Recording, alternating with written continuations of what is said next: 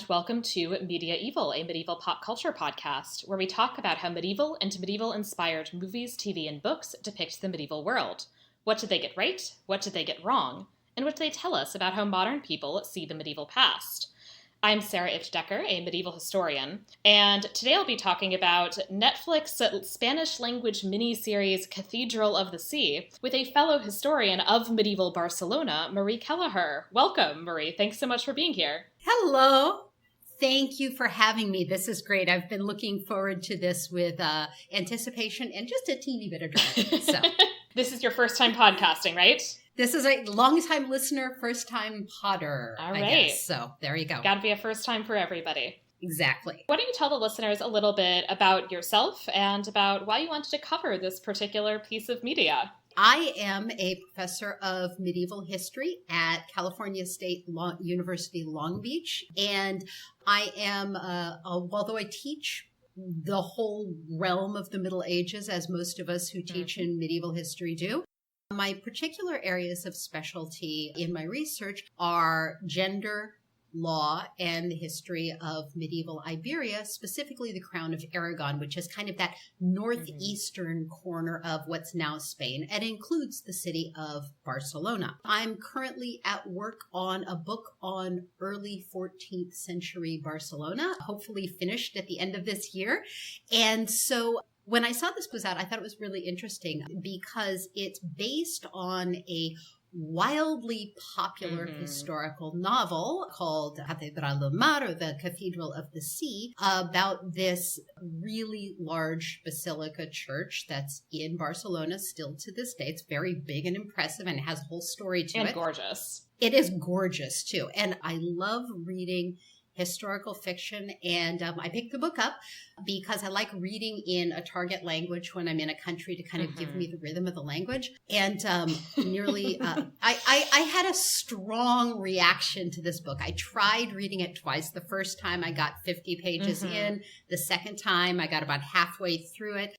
Disclaimer here, I have never finished the novel, but I've read enough of it to kind of know what it's about. And when I saw Netflix had a series on this, and I've been listening to Sarah's podcast for a long time, Sarah can tell you I immediately wrote to her and said, "Oh my God, Sarah, are you thinking of doing this? If you ever do this, you have to call me." Okay. So I am very excited to be a part of this conversation and to talk about the good, the bad, and the ugly in this particular series. Yeah. So I actually read Falcones' novel, I guess, relatively shortly after it was published. The novel was, I believe, published in 2006. I read it my very first time in Catalonia doing research. I was in Barcelona for about 2 weeks and then otherwise in the neighboring city of Girona for the rest of the time. But read it at that time in English and had fun with it at the time. But, you know, I was an undergrad, so I didn't know any better. Yeah. And then decided to pick it up again and reread it in Spanish when I was there.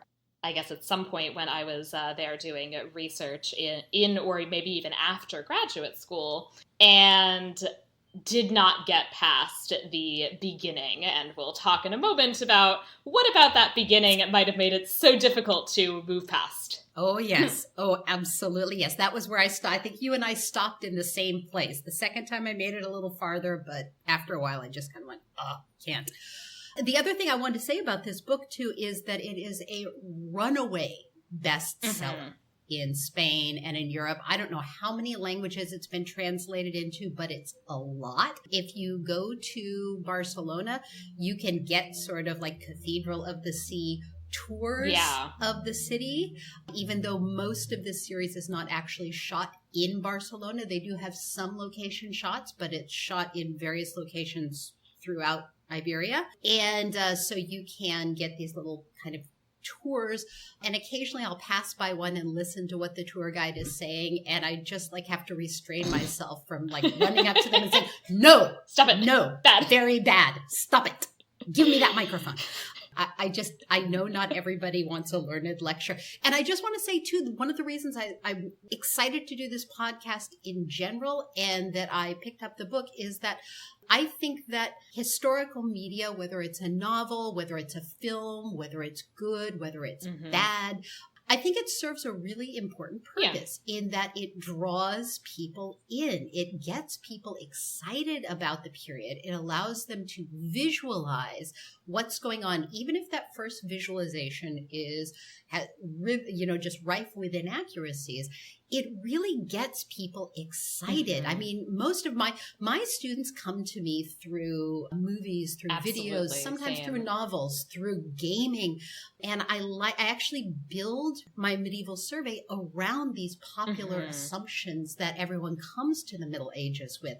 And so as much as I am going to probably really get down and dirty with these, this particular bit of media, I in no way want to say that, any of this, whether it's the novel or the series, is a waste of time, because it brings people in, it gets them interesting. And then once they're in my classroom, I can say, okay, what works and what doesn't, and why, and what are some of the choices that these creators are making. And so that's one of the reasons I love this podcast, and I'm just so happy to be on it. That's very much one of the reasons I started the podcast too, is because I had so many students who came in with all sorts of assumptions that were clearly drawn from films, from Game of Thrones, from various other media that really shaped how they look at the Middle Ages, but also made them excited about the Middle Ages and made them interested in taking courses set that focused on the medieval world. Right. And we want to keep that excitement. Yes. You don't want to be the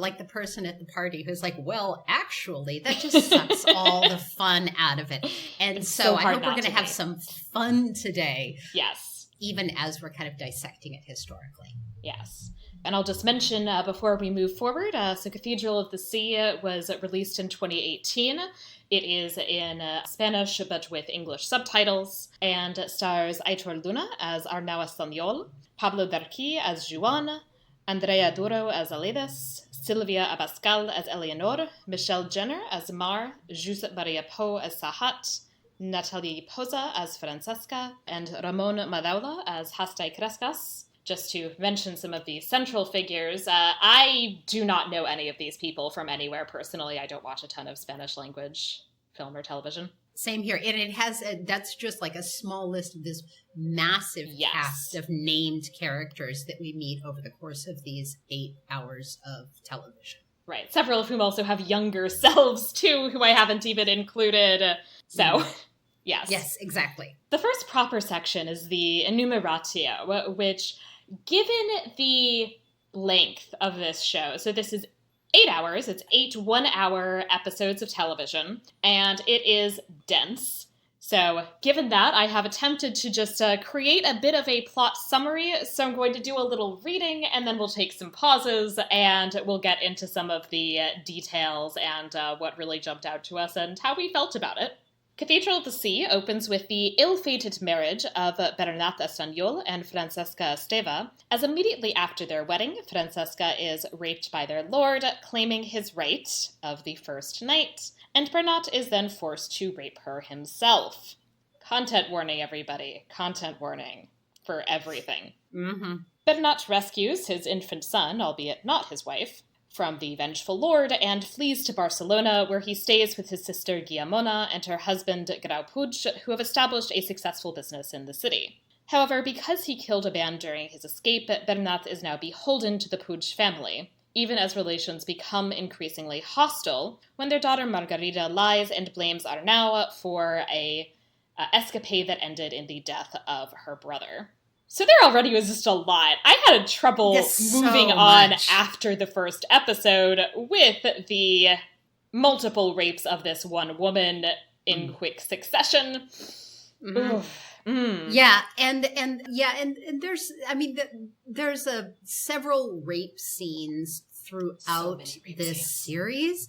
And something Sarah and I were talking about this a little bit earlier. The point of each of them cinematically is to show the suffering of the main male character, which is something that I'm sure we'll talk about later in the next section. There's a lot to unpack there, obviously.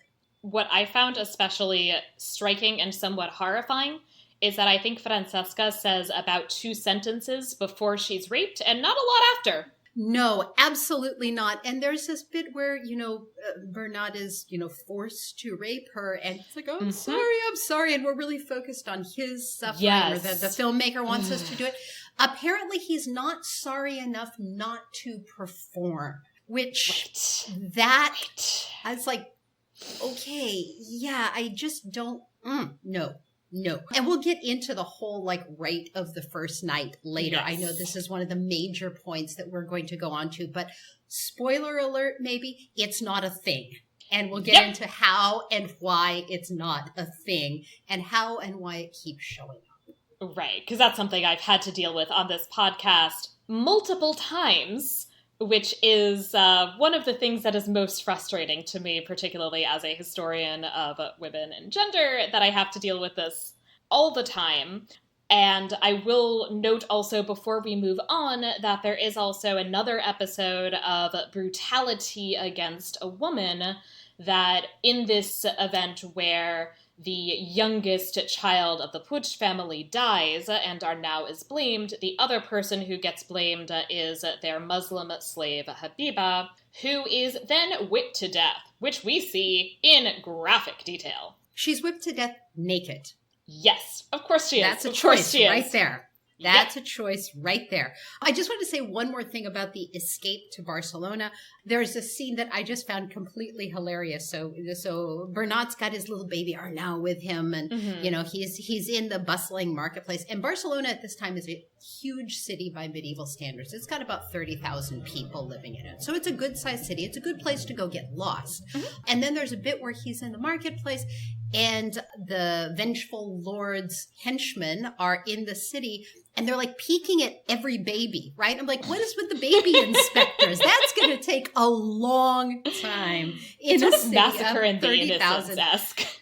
I know, it is. There's also the thing, we know it's Bernat's son and not the vengeful lord's son, because he has the family birthmark, and all the men of the family have a certain birthmark under their eye, and that's not how birthmarks work. I'm not a biologist, but I'm pretty sure that's not how birthmarks work.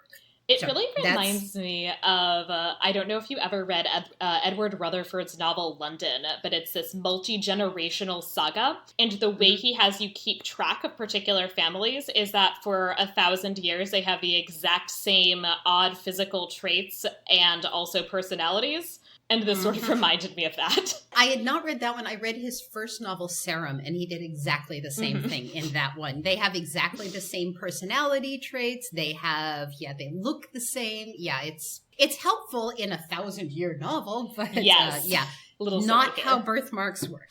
Okay, anyway. After Guillemona's death, because God forbid we let a woman character live in this show, Grau Puig's new wife, Isabel, joins his children in their semi-incomprehensible efforts to destroy Bernat and Arnau. Meanwhile, the young Arnau develops new relationships with a boy named Juan, whose mother is locked up in a hut for adultery, we'll discuss, with the bastaixos or porters contributing to building the church of Santa Maria del Mar, and with the Virgin Mary herself, whom he sees as his mother. When Bernat leaves the Puig household, he takes in Juan, and the boys live as brothers. But the family's fortunes take yet another sudden turn for the worse during the famine in Barcelona, when Bernat is involved in a urban revolt over the lack of grain and then hanged. Okay, and this is exactly the year. This famine revolt is a thing. Yes. This is precisely the year I'm studying. So I'm going to try not to go on too long here, but I do have a couple things I want to say. The first one has nothing to do about this. When we meet Isabel is the first of the scheming, evil women that we meet in this. We have several cartoonishly bad women. Or, well, I guess I will say also Margarita. Margarita starts early as being a scheming evil woman. Yes, and I'm going to come back to her in my Fabula Nostra section because I have some ideas for her. But an interesting thing is there's also a look, and I think that this is true for Spanish language telenovelas as well. The bad women are always blonde. With one exception. Isabel is the exception, but the bad women are blonde. The good women all look remarkably similar, which is creepy in its own way. Isabel always looks like she's smelling something really bad, which Mm-hmm. is, to be fair, in 14th century Barcelona, she likely was. But the main thing I wanted to mention here is that this famine is a real thing. One Catalan chronicle from the city of Girona refers to it as, and this gets repeated in textbooks for a while, the first bad year. Which I just love as a phrase. I find it really charming in its own way.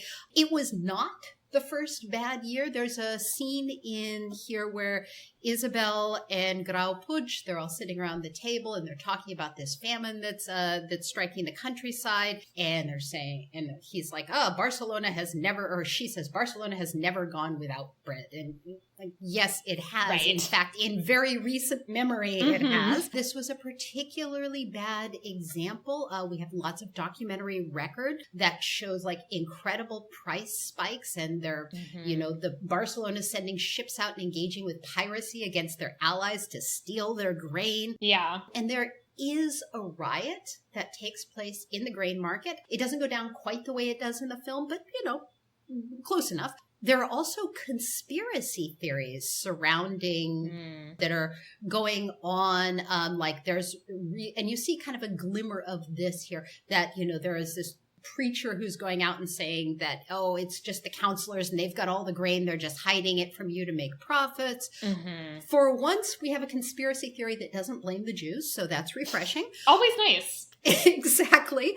But this is a real thing. And it's not just in Barcelona or Catalonia. There's climate change going on at this time. And so these grain shortages are happening throughout the Mediterranean, which means that Barcelona can't get grain from the countryside, and it can't get grain from its normal overseas sources either. And that's what made this famine worse than others, from what I understand, right? Is that normally it's, well, get some grain from Sicily, and at this point there was not grain to be had in Sicily either.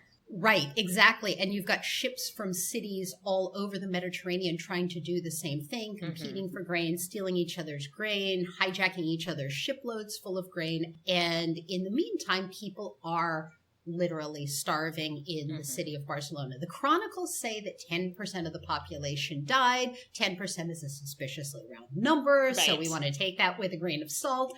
They did have salt, just no bread to put it on. But it is a severe thing, but there's no agreement even in the medieval chronicles about exactly how that riot went down, who was responsible. We do know that 10 or a dozen people were publicly hanged and posted at sort of the main entrances to the city as sort of a warning for people not to riot, which people in Barcelona did with relative frequency for various reasons. Right. And of course, there's a big drama that his body is meant to be left up after he is hanged, and Arnau goes and sneaks in and instead burns the body so that he can not be on display in this shameful manner. And Arnau is still a little boy at this Yes. point, too. So he kind of like goes in and sets his father on fire. And this becomes a plot point later. And this is also, I guess, when he's been buddies with the Bastachus for a while. He's been carrying water for them while they're bringing stones from the shores up to the church. And they're actually coming from Montjuic, which is it's a good chunk of and that's the king's quarry. So the king's donated the stone from his quarry. The Bastachus, we should say, are sort of all-purpose porters. So they'll carry like your shipments of grain from the waterfront to the market. They kind of hang around in this area around the construction site, sort of like day laborers do in some places today. And they're hired out. This series sort of conflates them with the boatmen, carpenters at one point, with the army. They're sort of like the random, anytime you need like a random cast of working class characters, it's the Bastachus, but there they are. And that's what, probably like a half an hour walk when you're not carrying particularly heavy things? Maybe even a little bit longer. Yeah. I would say probably at least 45 minutes. Okay. But I guess I usually take the metro. Yeah, there you go. Yeah, if the Bastachus could take the metro, it would be a lot faster. So much easier. Barcelona's a great metro system these days, but not in the 14th century. No. They got that right, at least. That's good. But yes, so this is where he also, because while he's hiding out in the church because he's just burned his father's body. He witnesses a theft. At first he's accused, and then it gets proved that it's one of the Bastaishus who is responsible, and so then he gets to be made a Bastaish himself, which... So that's nice for him. He's got a job. And there's a very inspiring scene of him carrying the stone. It's sort of like the training montage in a sports movie. Yes. So. Yeah, which I remember being really striking in the book, even. So. Arnaud and Juan grow to adulthood. Juan plans to become a priest, while Arnaud falls for Aledis, the daughter of the new lodgers in their household. He asks for his hand in marriage, but is turned down. The two both marry other people, but continue an affair. Arnaud goes to war to escape his girl troubles. Aledis follows him and ends up becoming a prostitute, because of course she does, alongside, it turns out, Arnaud's mother, Francesca. Arnaud, however, enjoys great success, and returns then to Barcelona just in time to witness his wife Maria die of the plague, again, because of course she does. His fortunes rise once again after he saves 2 Jewish children during an attack on the Jewish quarter, motivated by the belief that they have caused the plague. Their father, Hastai Kreskas, as a reward, sets up Arnaud as a money changer and gives him his Muslim slave, Sahat. Okay, one of the things about Aledis, Aledis, not that Arnaud would know this, but Aledis looks a lot like his mom. She does! And his wife. And his wife. And then later on, his final love interest, problematic love interest, who we will meet later. There's a scene in the 8th episode where the two of them meet, and I'm looking and I'm like, okay, yeah, you guys look alike too. So Arnaud has a type. Which he inherited from his father, apparently, along with the birthmark. Along with the birthmark. And it is not the creepiest thing about that final love interest. We will get to that. There's a lot of bad things there. But... and they have this affair in a literal love shack. Yes. There On the beach. There is this sort of, on the path, they sort of meet up on the path between the quarry and the church site. So he just like ducks in. He's supposed to be working. They take a little sex break there in the love shack. Lots and lots of times there. Personally, I think Maria, the woman who he marries and never has sex with, is a very nice girl who tries hard to please him, and she totally deserves better. She really does. And she, she's very enthusiastic. I also honestly feel bad for, I hate saying this because obviously, the women are so downtrodden in this that I hate to say I also feel bad for a man, but I feel bad for her father, who really, I think, was genuinely excited about this and is one of the Bastaishus who has been very, very kind to Arnaud for many years. And was very excited about welcoming him into his family. And I feel kind of bad for him that he turned out to be such a jerk as a husband. Normally, this would have been a great marriage, and marriage strategies in lots of the different social classes in Barcelona, which we'll talk about, tend to be less the kind of social climbing sort that we see with Grau Puig and his second wife, who is much more socially well off. Yes. And they tend to be more lateral, artisans with artisans, merchants with merchants. And they're meant to solidify ties between people of similar social classes. And so this would have been a great match. And it's one that allows Arnaud to move up just a little, essentially, right? That he's already part of the guild. He's already a Bastaish, but that he is... he needs a bit of a cash infusion, which he gets through the dowry. It solidifies these connections that he has already. It should have been a very good match for everybody involved. Right, exactly. But Arnaud is carrying a torch for Aledis. So. Yes. She also does this super quick turn from being a perfectly nice, normal girl who ends up in this marriage which is horrific and she is brutalized. And then all of a sudden she becomes this... manipulative. Almost villainous figure. Yes, he keeps saying that she's going to expose him if he doesn't run away with her and get him kicked out of the guild and ruin his life. And it's like, where did this vindictiveness come from? No, and then it disappears by the next episode. It's just this little flash in there. So I don't know what the whole purpose of that was. Right. But there you have it. Another evil scheming woman, at least temporarily. Yes. There's also the issue, we meet for the first time some named characters in the Jewish population in the city. And I know we're going to talk more about them later, but they're a very important presence in Barcelona at the time. They tend to be concentrated there are probably about 6,000 Jews living in Barcelona at this time. They tend to be concentrated in the Jewish quarter, although not exclusively. We have Jews living in various places in the city. And also by now there are 2 Jewish quarters, essentially. There's the big Jewish quarter, and then there's also the kind of little Jewish quarter that's a little bit further away from where the main Jewish quarter is, which is in what is today the Barri Gothic, right in the center of the medieval city, very close to the cathedral. Right, exactly. And we also meet Sahat, who's going to become a major character throughout the rest of the series. And he is a slave, and he is a Muslim. And we know he's a Muslim because he's wearing what? A turban. Of course, which Habiba also has a little turban going on. Yeah, she does. And there are these things in the Middle Ages called sumptuary laws, and they don't just apply to Jews and Muslims. They're among other things, they kind of tell you how you should or shouldn't dress according to your station, and it's a matter of law.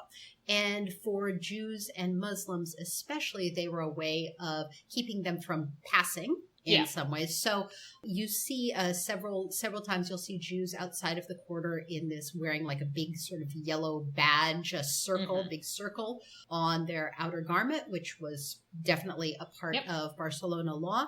Muslims in various law codes in Catalonia had to wear a distinctive headgear or a distinctive haircut, Muslim men, that is, but not a turban. Right. The turban's just silly. It's meant to signify Islam to the modern viewer. It also has this interesting point that officially Sahat converts to Christianity and takes the name Guillem, which is standard, that when you convert to Christianity from Judaism or Islam, you tend to take a new name. And so he does this, and the reason he does this is because then it's not, I am just giving you this slave to be nice, because then he might look like he likes Jews too much. It's that, he's converted to Christianity, and so he doesn't have to be freed, but I, a Jew, can no longer own him because he is a Christian. However, everybody is very chill about the fact that he is continuing clearly to practice Islam, and that he also in private uses the name Sahat, which I have thoughts about that I will get into later. Right, exactly. Yeah, I have some notes to talk about that later as well. Yes, in almost always he's referred to as Sahat with a couple of exceptions. Right. And I'm going to say one more thing about Hastai Kreskas, which is that inexplicably he keeps referring to himself in the third person all the time. It's so weird. I'm going to start that in class. I'm going to start that in class here. Professor Kelleher is displeased with your paper. Professor Decker is a good teacher. He's being like, Hastai is honorable. And I'm like, okay. With Sahat's assistance, Arnau rises to wealth as a money changer. He also adopts a Bastaish orphan girl, Mar, and achieves his desired vengeance against the Puig family, whom he ruins financially and sends off to the country. Arnau develops new political connections thanks to loans that he has made to the king, after he plays a crucial role in the defense of Barcelona against the Castilians. The king rewards him, to his great chagrin, by ennobling Arnau. He is the Baron of, Granollers? I did not write down. Montbui, yes. And one other place. Right. I especially remembered Granollers because, for various reasons, that's where I had to go to get my Spanish visa stuff paperwork taken care of. Weird. So he is ennobled and then married off to the king's own ward, Eleanor. Meanwhile, Mar has upsettingly developed romantic feelings for her adoptive father, which he seems to reciprocate, but at this point does not act on. Now, we should point out the reason that, something we forgot in the last section, the reason that Arnau is in a position to ruin the Puig family is because in exchange for saving his children's life, Hastai has agreed to teach Arnau the money-changing trade. So he's got, loans and stuff, and he, buys up all the all the debts of Yes. evil Graupuch, and then sends them out in the street.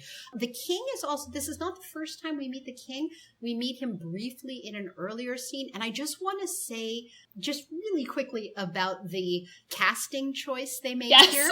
I do not know anything about these actors. They have cast King Pera or Pedro or Peter in this as a big sort of somewhere between Henry VIII and Santa Claus, right? Yes. I mean, he's even big and jolly, and he's like rotund. Kind of, yeah, just big, jovial sort of grizzled guy. Beard. At the point we first meet him in the series, when he looks like this, King Peter would have been 29 years old and quite trim and fit. And so I was just really puzzled by this choice. And they could have used a couple different actors. It's not like they haven't done that with other major characters. They could have kept him young. We have at least one portrait of him, although it was made a lot after the fact. And yet they've just chosen Santa. Right. And so or Henry VIII, which is maybe just, do people think that's what kings look like? Well, and if they were only going for like an Anglophone audience, an English-speaking audience, maybe. But this is right. also this is not. And so I just found it entirely puzzling there. But we should probably talk a little bit about Mar. Yeah. Now, Mar starts out, I love Mar as a little girl. She's great. Feisty. Oh, she's fantastic. She is mischievous. She's always getting into trouble. She loves her new papa, who's really her godfather. He adopts her when she's about, I would say maybe about 12 years old, 11, 12, something like that is what she looks like. She has all of these friends who are, I think, probably, from Bastaiche families that she keeps, giving leftovers to. She's, a nice person. Right, exactly. And there's other little plot points in there that we don't need to get into. And then by the end of the episode, she's a grown woman, maybe in her late teens or early 20s. And Arnau has raised her. He is her godfather, and he's been raising her in the household. And this is a fine and charitable thing to do. And everybody says it's praiseworthy. And he's like, I'm going to provide her with a dowry. We'll get her a good marriage. Sahat has his doubts, but there you have it. We may talk later about this, but what being a godparent does, among other things, is it establishes a sort of a quasi-familial bond in canon law, which is to say church law. So it's almost like being a blood relation. It's sort of like the same degree as being an in-law. Yeah. You are a family member legally, even if you're not related by blood, which is why the feelings are so problematic, right? Yes. Well, that's why they're legally problematic. They're also problematic in that just the sense of when they meet, she is about 12, he is about 30, and she calls him father, she treats him as her father, he treats her as his daughter. That is 100% the dynamic until suddenly it's not. They, I think, essentially try to get around this by the fact that they do not switch actors for Arnau, they only switch actors for Mar. And so now they look to us like they're sort of the same age. And I guess we're supposed to forget the fact that actually he's old enough to actually just be her father. Right. And has acted as her father for much of her life. Right, exactly. And so it is problematic on any number of levels. And I'm sure Sarah and I are going to come back to the ick factor over and over and over again. So let's leave it for now because I know we'll have more time to talk about this later. Arnau's marriage gets off to a rocky start, both because he and Eleanor do not like one another, but also because he abolishes the feudal abuses in his lands. The marriage continues to not improve. Although overt hostility between Arnau and Eleanor characterizes his home life, his fortunes continue to rise politically as he becomes consul of the sea. Eleanor, however, is determined to ruin Arnau and Mar. Of course, gotta have somebody trying to ruin Arnau.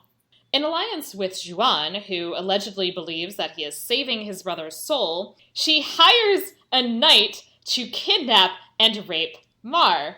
Juan then pressures Arnau into allowing the knight to marry her. I am so furious because at the end of the previous episode where they first kind of hinted at this romantic tension, I was like, you can't make me be here for this. And then they're like, but maybe can we by having somebody rape her and have her life become the worst? And it's like, no! I'm still not here for this, but I also hate this. No. Ugh. We hate all these things. One of the reasons also beyond the fact that Arnau frees the remenses, the serfs, which I know you've got things to say on, is that she's, like all bad people in this movie, not Arnau, she's classist. Right? She just hates the idea that she's marrying somebody who is a former serf. And she comes back to it again and again and again. And I know we'll talk about that more later. He's also, this thing about the Consul of the Sea. The Consulate of the Sea is a sort of organization, an institution in Barcelona and in a few other cities in the Crown of Aragon.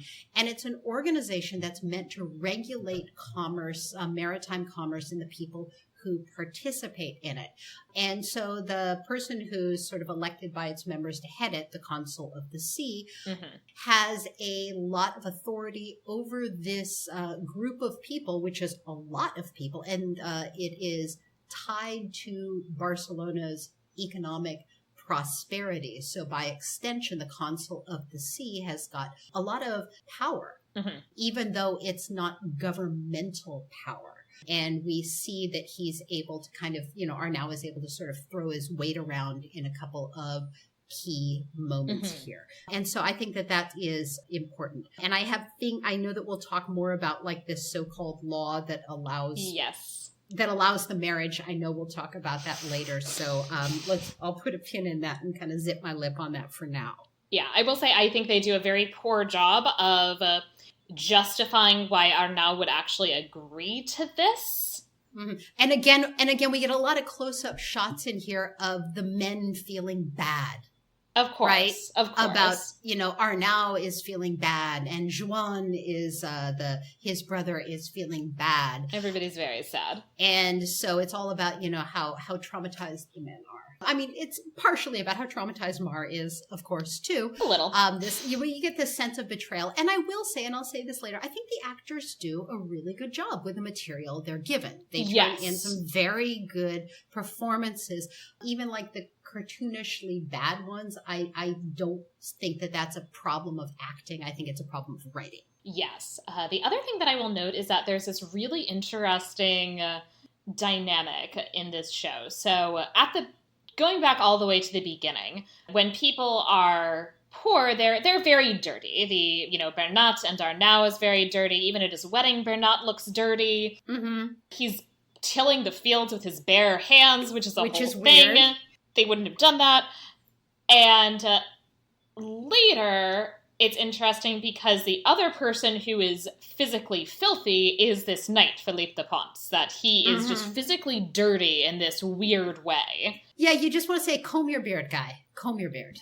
And he has dirt on his face, it looks like. Yes. And they're just sort of inexplicable. Yeah, it is kind of and I think that there's a trope in medieval movies and medieval themed movies and television too, is that everybody in the Middle Ages was, except for like snooty rich people who we don't like, everybody in the Middle Ages was filthy.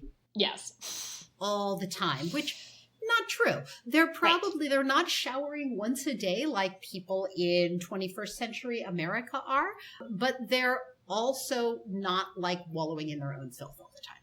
Right. They're wiping the physical dirt off their face daily. Yes. Yes. So yes, it's just something in these shows just that these people are just casually all the time just encrusted in dirt. Which, so we have this interesting, first it's something that distinguishes between the rich and the poor, and then here it's almost this weird moral thing that now everybody is clean except for this one knight who is this kind of acknowledged terrible person. And the one character who we see in this, I was just thinking about this, was Juan, who by this point has become a Dominican friar. And, early on, he's wearing his Dominican habit and he's, fairly clean and well put together, but not fancy. And as he sort of descends, spoiler alert, descends into madness and self-recrimination, he gets dirtier and dirtier and dirtier. Right. And so that's, we've all had times where we're bummed out in our personal grooming goes, but, Juan's kind of an extreme example of this. Right, just increasingly the filth grows as his moral state or his kind of mental state declines. Ooh, it's a metaphor. Right. And yes, and he also has this kind of odd little jump, which I'll talk about later, that at first it's he's going to be a Franciscan, and then it's just surprise, he's a Dominican, don't worry about it. Yeah, exactly. Which kind of makes me wonder if they forgot, but I'll get to that. Somehow, inexplicably, having his daughter raped and married off doesn't improve Eleanor and Arnaud's marriage. How can that be? Who would have thought? She moves on to the next option. Now, in alliance with Arnaud's other enemies, the Puig family, that's right, they're back, and the new Lord of Bellera, the lord whose father raped his mother, that's right, they're back too. She accuses him of having sexual relations with a Jewish woman, using as evidence the embrace that we see between Arnaud and Chastai's daughter Raquel when Chastai is executed on a false charge of host desecration. Bellera and the Puig siblings add in some fun witchcraft accusations. Bellera is centered on the figure of Arnaud's mother Francesca, whom he claims that her milk gave him essentially probably what now we would call epilepsy. Right. And just for the listeners who don't know, and I know you'll go into more detail about this later, when Sarah says host desecration, what she's talking about is the Eucharist. And so the actual sort of bread or bread product that Catholics use as the body of Christ. Host desecration, the idea that, Jews were stealing this just for the purpose of messing with it, right? Right. And that's quite a, Jews do this, heretics do this. I mean, not real, right. not really, but according to the accusations, okay? And we'll talk about that later, but just to kind of clarify what we mean by host desecration here. And I will actually jump in now and just say also about the host desecrations that I find this really fascinating always as a particular species of anti-Jewish accusation, because the whole point of it is essentially that according to medieval Christian doctrine, and this is still true of Catholics today, the Eucharist, this wafer, physically, is transformed into the body of Christ, even though to you it still looks like a cracker. Mm-hmm. This physical transformation is something that is, I would say, somewhat kind of fraught in that there are people who clearly find this a little theologically confusing because they're looking at it and it still looks like a cracker. And there's an argument to be made that host desecration accusations are in part sort of trying to reinforce that, but they're trying to reinforce it by claiming that Jews definitely do also believe in this process of transubstantiation and the transformation of the host into the body of Christ, and that the reason they're doing this is because they want to kill Jesus again. Again and again and again, right? This is not just, trolling. They actually, Jews actually believe in transubstantiation, even though a lot of Christians are sort of shaky about it. Right, yeah. So I just love that. Is that of course the Jews believe in transubstantiation. Jews are the best Christians. I mean, right. Come on. They're all in on transubstantiation. Right. We get into this inquisitorial trial, which we will talk about more in detail shortly.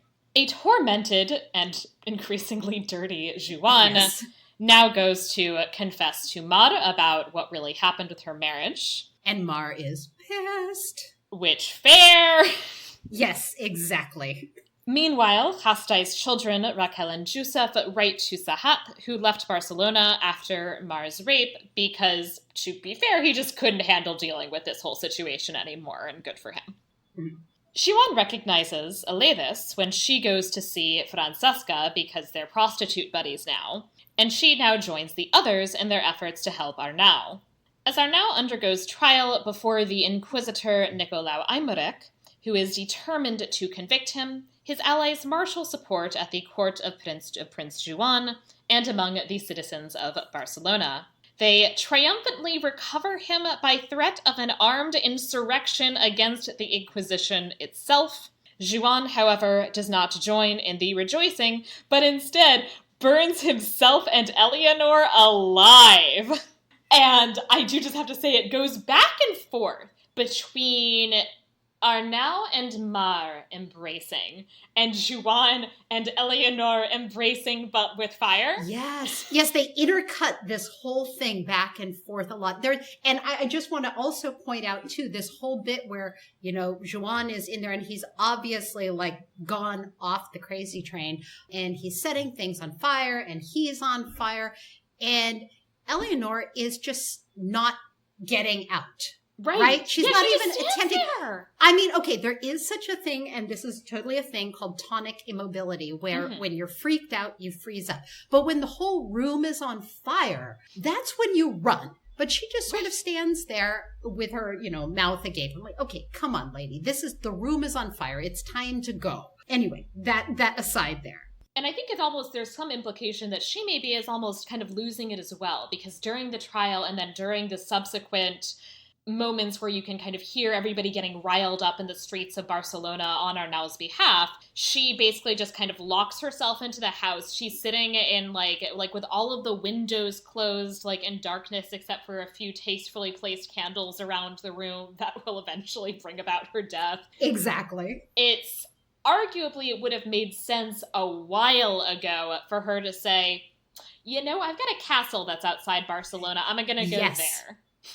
Yes, exactly. In fact, there's a whole bit in there about, she's going to like sign off on Arnau's freeing of the serfs.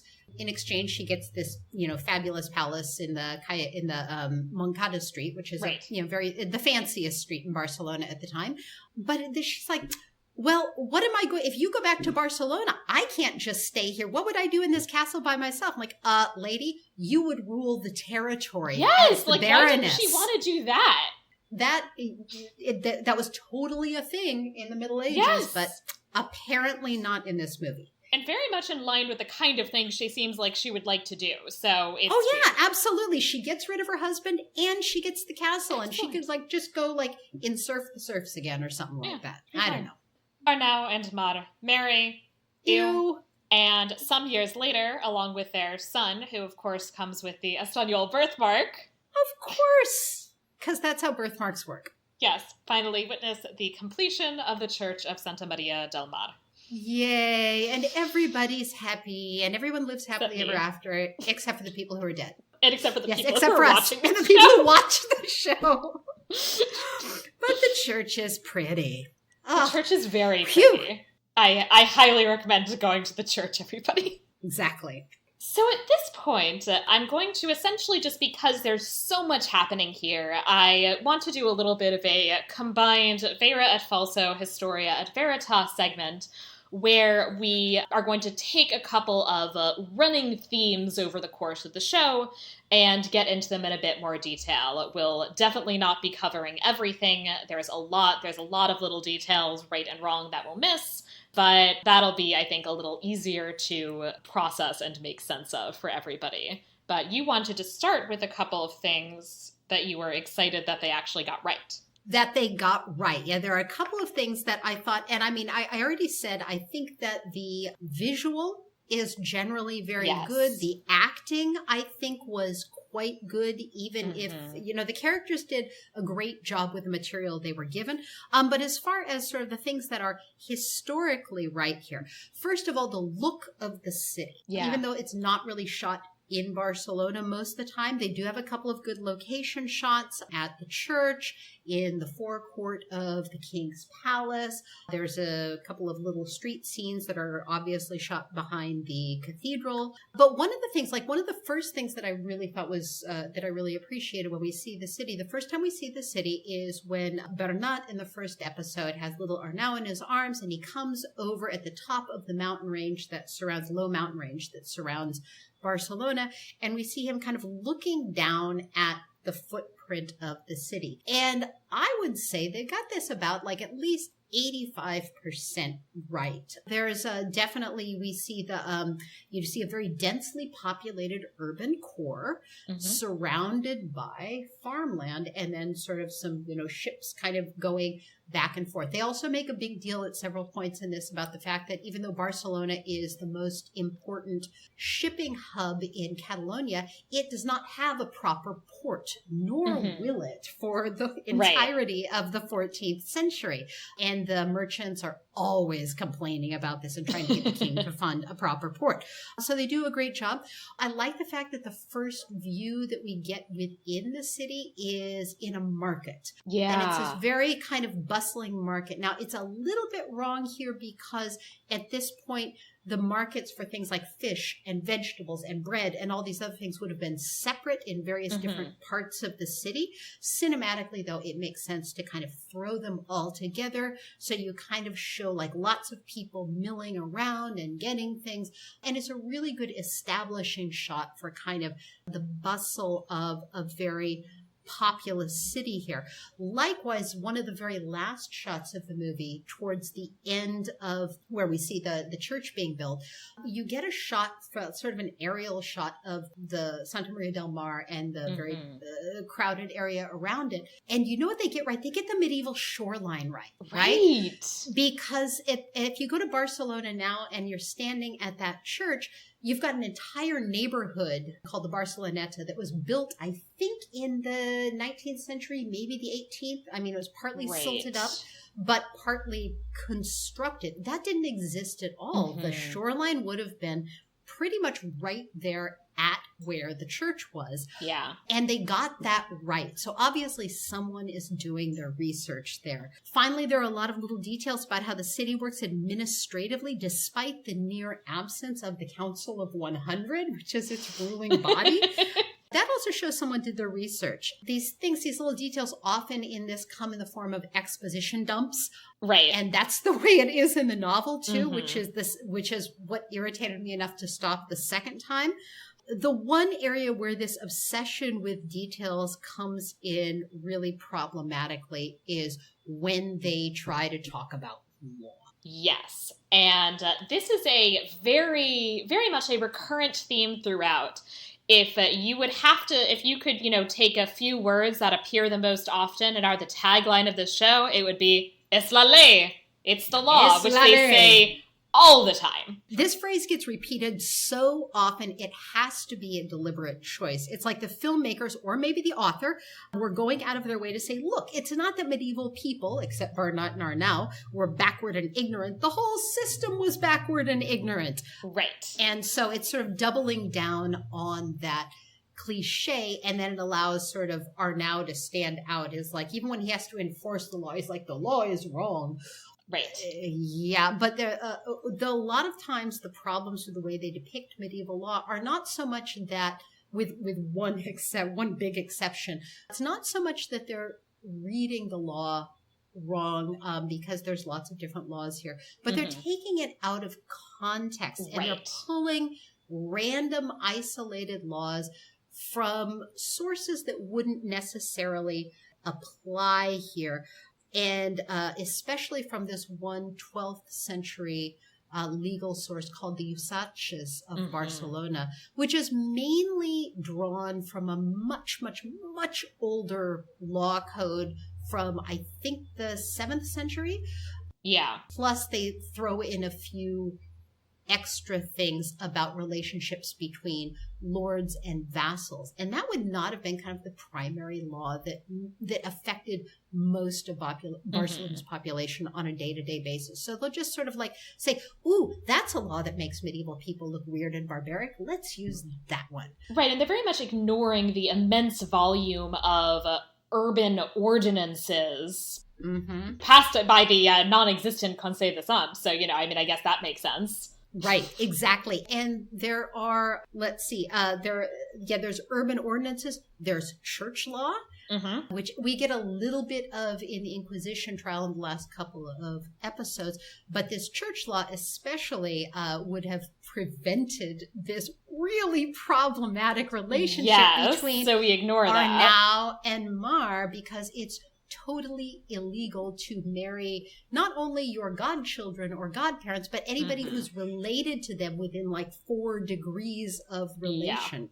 Yeah. It's like marrying your own family member according to church law. So they kind of twist the law in some places. In some places, they just get it wrong. Yeah, and one big area that I wanted to talk about with that is what we call the maus usus, the bad customs. So in particular, the customs associated with feudal lordship and the obligations that peasants owe their lords. And first of all, just to lead into something, I really want to emphasize we're not using euphemisms here. I feel like if this was something that, Republicans in 21st century America did, they would call them like the freedom customs. But in Catalonia, they're called the maus usus, they're called the bad customs. They include what is referred to in Latin literally as the jus maltractandi, the right of mistreating your peasants. Right, exactly. And that's sort of what Arnau is all about abolishing, because freedom. Right, because freedom. It also includes specifically, just to mention a couple of the really big ones, 2 of them, intestia and exorcia, both have to do with issues surrounding inheritance. Intestia is that if you die without making a will, if you die intestate, that the lord gets to confiscate part of your property, so that, if you just didn't get around to making a will for whatever reason, and, you have immediate descendants, that's still, potentially too bad, you're still going to have a chunk of your property get taken by the lord. You also, if you do not have descendants, or at least direct descendants, then in that case as well, the lord, even if you do make a will, gets 1/3 of your stuff, as opposed to, say, if you wanted to, give your brother everything or whatever. Mm-hmm. And then kugusia, which is that if a wife of a peasant is found guilty of adultery, the lord gets to charge a fine, essentially, for her adultery. Mm-hmm. So those are kind of 3 of the big ones.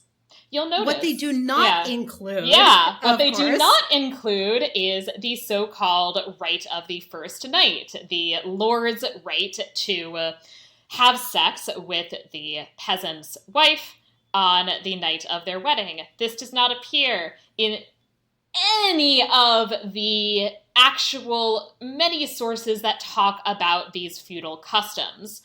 It does seem to have been something that there are a couple of indications that in the revolt of the Ramensa peasants in the 15th century, that it kind of popped up in like one thing as an accusation that was made, but it was never an acknowledged legal custom. Right, and the fact that it was made as an accusation, that particular one, is sort of an indication that this was illegal. Yeah. And everybody knew it. Yeah. Right? This is not that the custom is abusive. It's that this lord is abusive. Right. And I don't always necessarily defend the medieval church. And in a bit, I'm going to definitely not be defending the medieval church. But they would have had something to say about this. Oh, absolutely. They're not really pro-adultery. Yeah, no, they're pro-adultery. They're not pro-rape. Right. They're many problems, right. They're not pro-rape. They're big on consent for sex. Yeah. Right? I mean, they have some problems as to how they define consent. Yes. But they are big on consent for sex. Mutual consent. Right, and certainly on, even when there are problematic definitions of consent, the way they're problematic tends to be that they will sometimes, not always, but in certain cases, allow the consent of a woman's essentially kind of man in charge of her, father or husband, that to matter in some ways over the consent of the woman herself.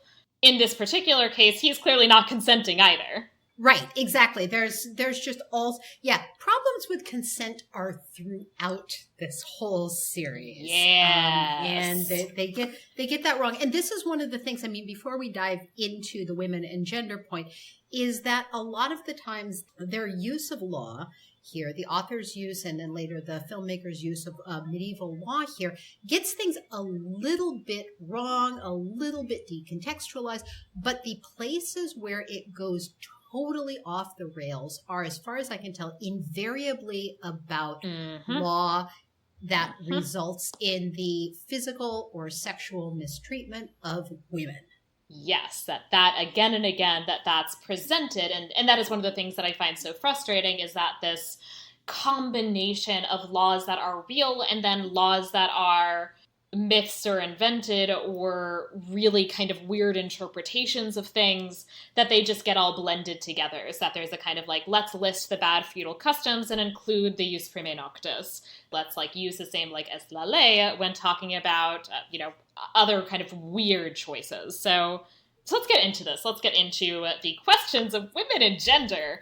Oh, should we start with the adultery box? Should we start with the adultery box? We've got to start with the adultery box. And so we should explain the adultery box, first of all. It is, in one case, I guess this guy has, in one case, it is a hut. In the other case that we see it, it is a just like box inside their like in their living room. It's like that they just had lying around, apparently. It's like it was the dog crate or something right, like and that's what it looks like. It looks like a dog crate. Right, exactly, except without a hole to look out of. The hut has a very small hole because Juan's mother has her little teeny tiny hole that she at least can reach her hand out of and pat Juan on the head. Right, exactly. And so when Sarah and I both saw this, we're like, what is with this adultery box? And it actually rang a faint bell to me, and I figured out the article that I'd found it in, and I tracked that back to the sources. Okay, so this starts us back with like that code, the usaces I was talking about. And in that code, it says that, if there is, if a woman commits adultery and she can't acquit herself through trial by ordeal, which would have been over and done with by the 14th century, but in the 12th century it was still a thing, then she is going to be surrendered to the custody of her husband, and basically he can, do what he wants with her. He can't kill her.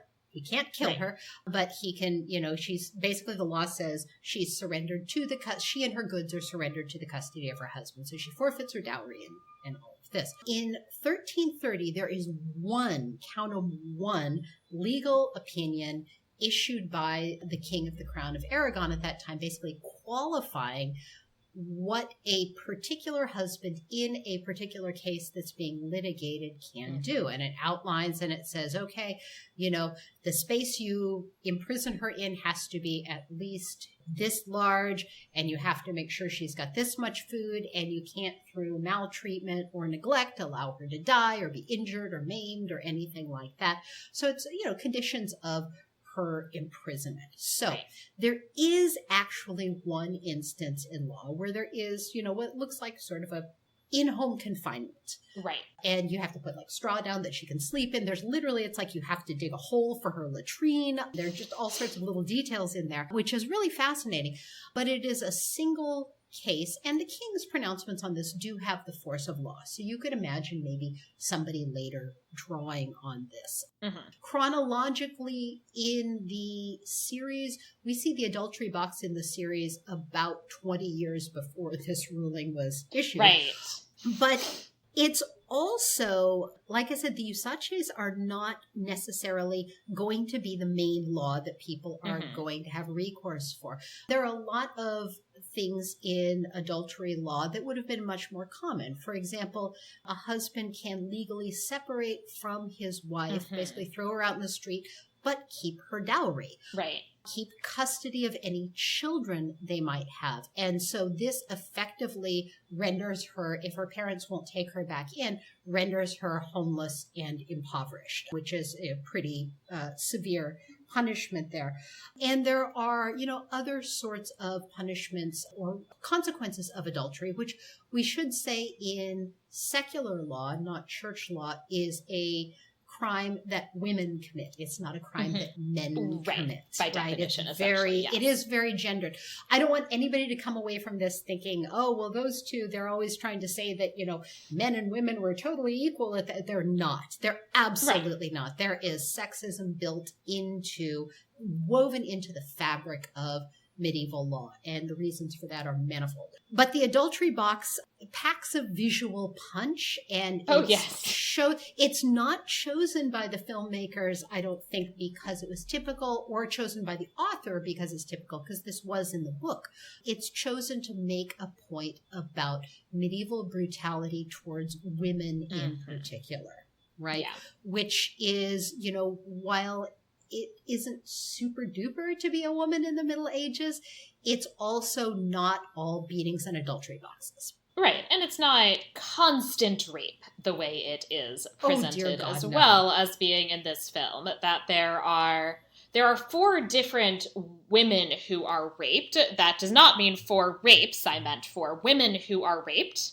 Mm-hmm. I believe. Yeah.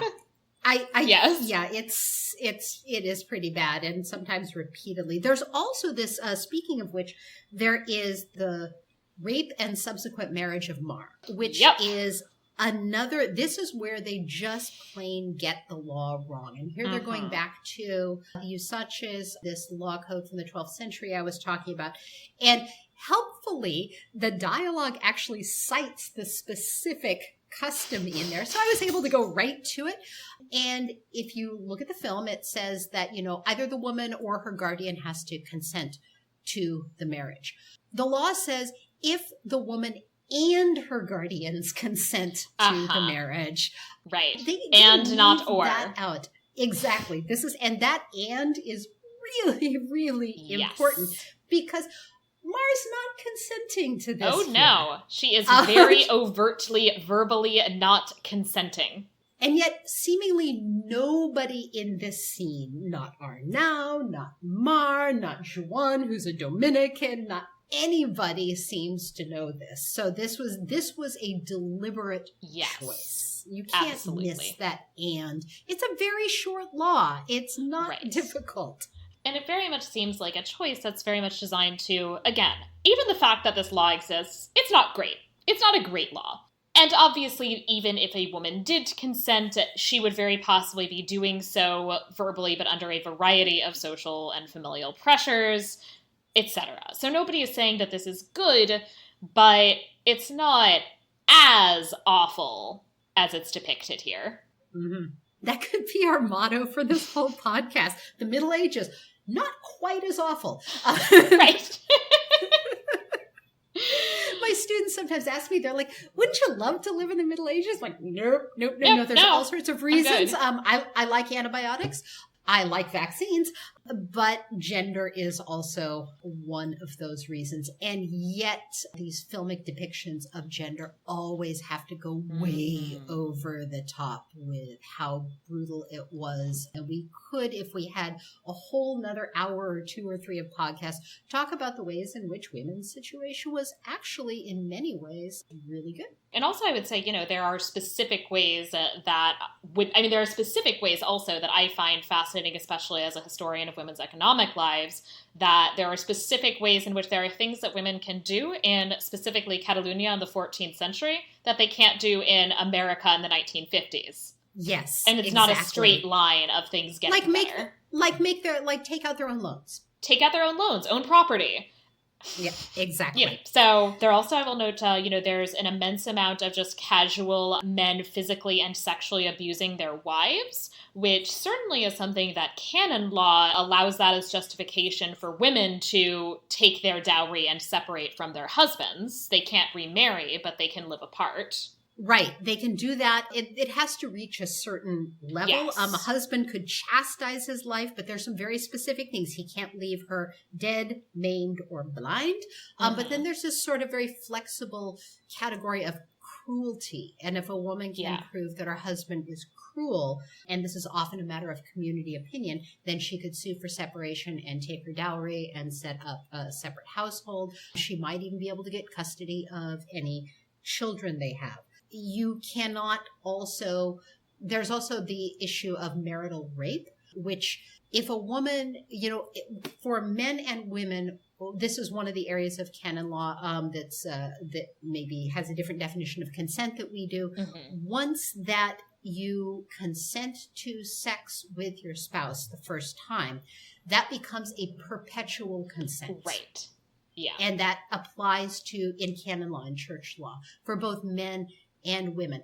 But Mar never consented to the first sexual encounter with her husband. So technically, every time he has sex with her afterwards, he's raping her repeatedly. And that's a big no-no. The same is arguably true for Elitis. Yeah, I think so. It's a little questionable. Yeah, exactly. We don't really get the behind the scenes there Right. as much. Right. It's definitely true for Francesca and Bernat in the beginning, though. Yeah. Although there's no Definitely evidence true. that they ever have sex again. That's true. Because Bernat's a nice guy. He only raped her once. Yeah, exactly. Just the one time. Speaking of sex, you were going to say something about sex with Jewish women. Yes. So before we get into some other discussions of Jews in general, I wanted to note, there is this kind of whole episode, and one of the things that sparks this inquisitorial trial is that Arnau is accused of having a Jewish lover, and this is presented as a big no. It's kind of not that big of a no. Jewish and Muslim men are punished very severely, potentially executed, for having sex with Christian women. It's very much gendered in terms of the way that the law sees this, that it essentially wants the religious hierarchies to map onto the gender hierarchies. And that applies to Muslim men and Christian women as well. Yes. In practice, it is. There are certainly cases in which even when it does happen, the men are pardoned. There are relatively few cases in the Crown of Aragon where such sexual activity actually resulted in an execution. But regardless, I will note it's actually not an inquisitorial matter. It's, this would be a kind of royal, a royal matter. Also, to the extent that a Christian man isn't supposed to have sex with a Jewish woman, this is actually something that Jewish communities basically get as a concession to them, that they don't want it to be legally acceptable for Christian men to have sex with, quote, their women. Mm-hmm. So they demand this or ask for this as a concession from the king and get it, but still, nobody's going to be executed. It's punishable by fine. Mm-hmm. And again, it's not an inquisitorial matter. No. This is not something that the Inquisition is dealing with at all. This would be something that would go to a royal court. Right, exactly. It could like speak to a sort of a matter of character, perhaps, but it's not a charge from the Inquisition. In the time when you most see the Inquisition caring about that sort of thing is in the case of, say, somebody who is Jewish, who was Jewish, who converted to Christianity and is still married to your Jewish wife, and they're a little worried that, she's maybe influencing you to continue practicing Judaism. Right, exactly. So they'll then pressure him to get rid of her.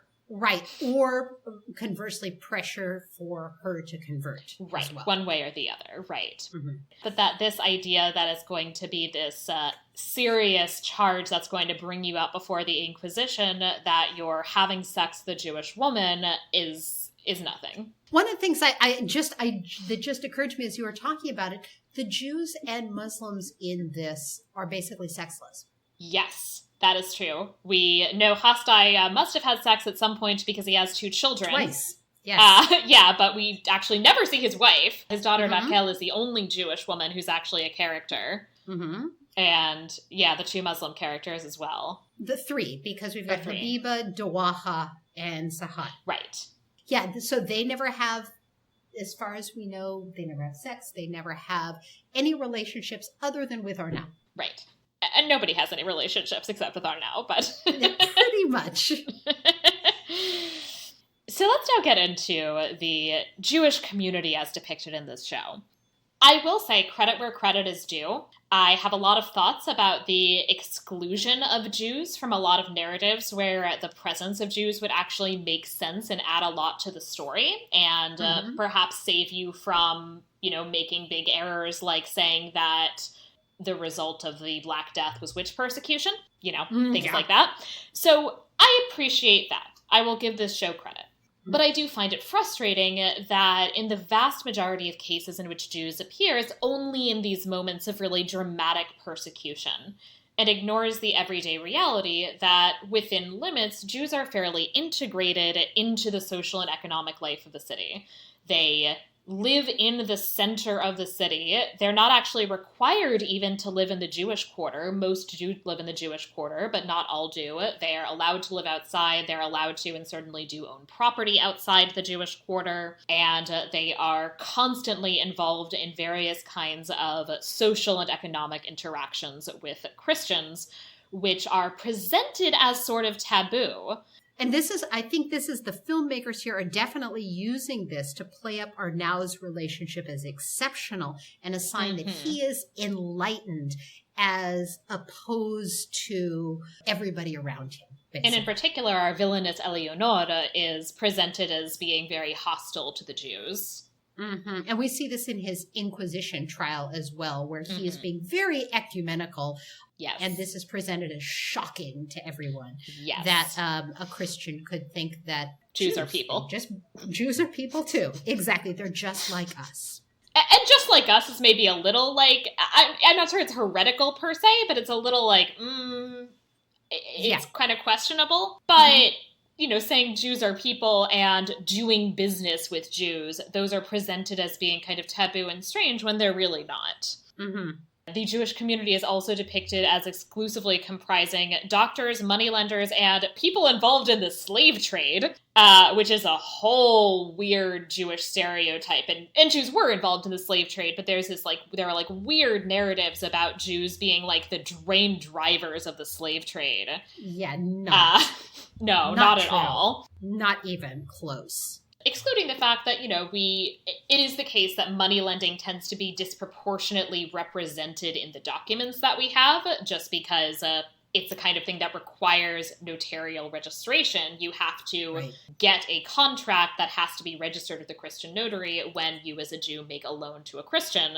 But we have enough references that we know that there are other things Jews are doing as well. Jews are really involved in the silk industry in Barcelona.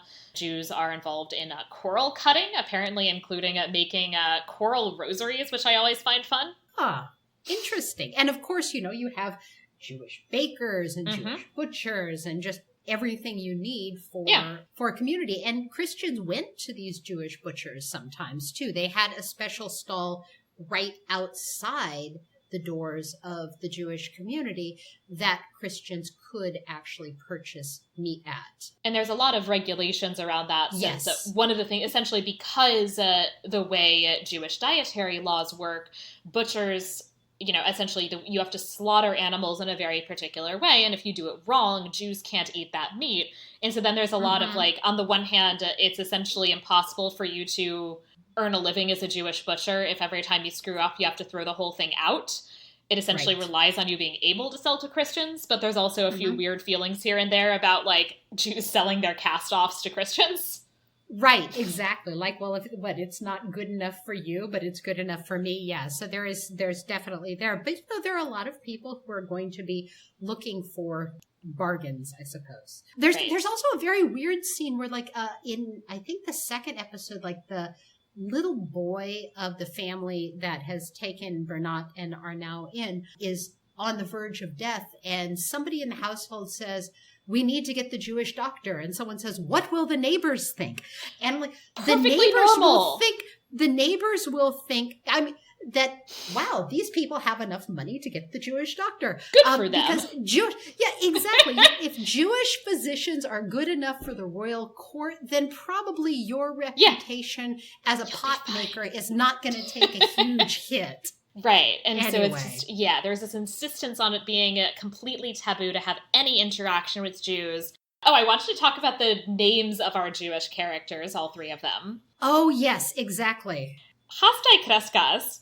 That is a conceivable Jewish name. It's a conceivable Jewish name because, okay, well, certainly it's possible that there was another Hastai Kreskas. I find it to be a weird choice in that there is a super famous Hastai Kreskas who is not this person because he was not born until 1340-ish. Now, he does, however, the famous Hastai Kreskas, and I was looking that up because the name rung a bell. His father, not surprisingly, is also named Hastai Kreskas. Which does make sense. And he would have been at about the right time, but this Hastai Kreskas is a Talmudist. He's not a money changer who is also somehow a merchant. And he doesn't have a son who's named Hastai. No, exactly. He dies before that happens, yes. Right. The son is Joseph, which is a very popular Jewish name. The daughter is Raquel, which is not a very popular Jewish name in this period. There's this constant assumption, essentially, that you see in a lot of things, that the names that are still common for Jewish women in particular now must have also been the names that were common in the Middle Ages. But in fact, Mhm. biblical names in general for Jewish women are very rare. I don't think I've actually seen a Raquel at all. I've seen a couple of Sarahs, but Catalan names are much more common. They're just Catalan names that are a little different from the names that Catalan Christians use. Like Bonadona is like a real popular choice. I think that there's a lot of Bonadonas. So many Bonadonas. What's the other one that we keep running into? Regina. Oh, yeah, and Regina or Reina. Yeah, so queen. I think that the biblical names may be more common in the Eastern Mediterranean. According to Goitain, at least, they're actually not super common there either. No? Okay. Yeah. Oh, interesting. Okay, I didn't know that. I'd run across a couple, and so I just assumed. But okay, learn something new. I mean, so there's not zero with that. There's a lot that have these names that are like, I think if I'm remembering correctly, like Sit al-Dar, which is like Arabic for like mistress of the household. Oh, interesting. That's nice. I'm going to start calling myself that. Right. So yeah, so that there's a lot of these names for Jewish women that are actually names that are kind of in the local vernacular, essentially. They're just, as I said, different from the names necessarily that the women of the majority faith have, but that they're not actually using biblical names, which I always find really interesting, and it's something that nobody ever gets right. Mm-hmm. And in fact, there's so many Rachels in particular. It's like, oh, Rachel, that's a name that Jewish women have. Exactly. They're all named Rachel or Sarah. Yep. But so I do want to talk about some of these moments that we do see of these dramatic moments of persecution, which do have some basis in reality. There were massacres of Jews who were blamed for the plague. I find it strange, again, Arnau is presented as this, like, lone voice of toleration, when in fact, like, the king is really concerned about this. Mm-hmm. It's not just like Arnau doing this like one secret dangerous thing that's going to get him in trouble. This is actually arguably something that could have been presented as something that might get him in good with royal officials. Right, and there's a reason for that, because the royal officials can arbitrarily tax the Jewish communities in the way that you can't do to, the other citizens of Barcelona because of their privileges there. Mm-hmm. And it's a matter of public order as well, yes, which a lot of medieval law is very concerned about. Yes. And then there's this host desecration accusation, which is based very loosely on a real accusation from 1367, but then there's a lot of difference in details. So in terms of how this actual situation went down, there's a Christian thief at Pere who confessed that he stole, a pyx, basically a container for hosts, and that because he stole this container, then it had hosts in it, then he allegedly went to the Jewish quarter and sold the hosts there, and got 12 florins, 60 shillings for them, supposedly, which is pretty good. Yeah, not bad. Not bad. He did not know the name initially of the person who he claimed was the Jew who had bought the hosts from him, but then identified this person by sight. It's nobody named Haste Crescas. There was a man named Provençal de Pieta, who then basically there's this whole chain where under torture, these Jews confess to buying it, but then saying, well, but then I sold it to somebody else. I'm not the one who, did something with it. So that he said he sold it to a man named Astrubiona, who then said, also under torture, that he sold it to two other Jews named Salamos Escalta and Mosa Badrut Gayart. This isn't actually, again, an inquisitorial case. The whole process is pursued by Prince Juan, who was acting as Governor General at the time. And he then personally oversaw the execution of the thief. There's actually another Christian thief who's his accomplice. He also gets executed. And all of the Jews, these three Jews who were accused, or three of the four Jews who were accused, one of them died under torture and therefore didn't get a chance to be publicly executed. And then it's actually after this whole process, so three people have already been executed, that then Pere, Juan's father, shows up and he says that you should imprison the Jews in the Caille for 3 days. And this seems to really just be essentially him being annoyed that he thinks Juan has overreached by doing all of this without even bothering to tell him until it was over. That Juan doesn't write his father and say any of this happened until these, in total, 5 people have already been executed. Right, exactly. And there's a lot of kind of father-son tension in the history of the House of Barcelona, and who gets to do what to who when. And a lot of times sort of the sons, when they're crown prince, they're basically given Catalonia as Yeah. sort of like a little training ground. They're like, here, you try ruling this for a little while. And so they have the authority of the king to do this, but the kings are not always happy with the way that their sons are running things, and vice versa. Yeah. To really show the fact that it's not about the Jews, he sort of gives this order. They're locked up for 3 days, then Peta pops back in and says they've all been proven innocent. It's fine. Yeah. Oh, well, that's so he basically like cuts the legs out from under his sons and says, "Yeah, sorry about those 5 people you executed." But, right. Yeah. But again, the Inquisition is never involved. This is presented again as at least in part an inquisitorial matter, and it's really not. In part because the Inquisition, in general, typically really only has jurisdiction over essentially Jews or people who were once Jews who have converted to Christianity. If they then are secretly practicing Judaism, that's not acceptable, and that is an inquisitorial matter. And sometimes they go after Jews who are being accused of facilitating that, of essentially either encouraging Jews to revert to Judaism, converts to revert to Judaism, or enabling their secret practice of Judaism in some way. Which is one of the really big misconceptions about, the Spanish Inquisition, which is not what we're seeing here. That's different from we are pre-Spanish Inquisition, which is probably a good time for us to start talking about Inquisition too, right? Yes. So let's now talk about the Inquisition. First of all, I love the biggest actual issue in things that we see are now due that the Inquisition would care about is the fact that he is knowingly harboring Sahat, a person who has converted to Christianity, but who is still effectively living as a Muslim. Yes, and knowingly is really very much the case here. I mean, he never calls him Guillem unless there are Christians around. And at one point, he busts in on Sahat, who's on a rug at his prayers, and Arnau's like, dude, it's totally cool. And it is especially odd because I'm pretty sure he calls him Sahat in front of Eleanor, who is certainly not as so generous toward him. Oh, I missed that. Yeah, I could be wrong, but I'm pretty sure he does at some point refer to him as Sahat to her, and she doesn't pick up on this either. And Mar calls him Sahat as well. Mm-hmm. So everybody knows he's Sahat. Yes. So first there's that. There's also, of course, the fact that, again, Jews aren't heretics. The terms are used completely interchangeable, and they're not. They don't like the Jews, but they're not heretics. Again, if you are a convert who's secretly practicing Judaism, crypto-Judaism, that could be called heresy. That is, at least, certainly it's an inquisitorial matter. It's arguably heretical. That's a problem. But just if you're a Jew and you were born a Jew and you're practicing Judaism, that's not heresy.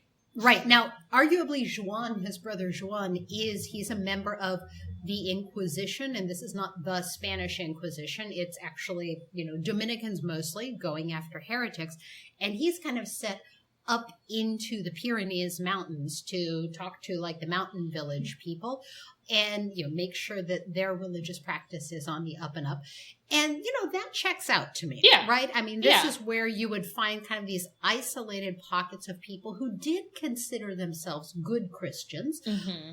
But they've got their own interpretation of Christianity. And Christianity is really not a unitary thing at this time. Right. The only really big difference, it's not that there are more heretics at this time.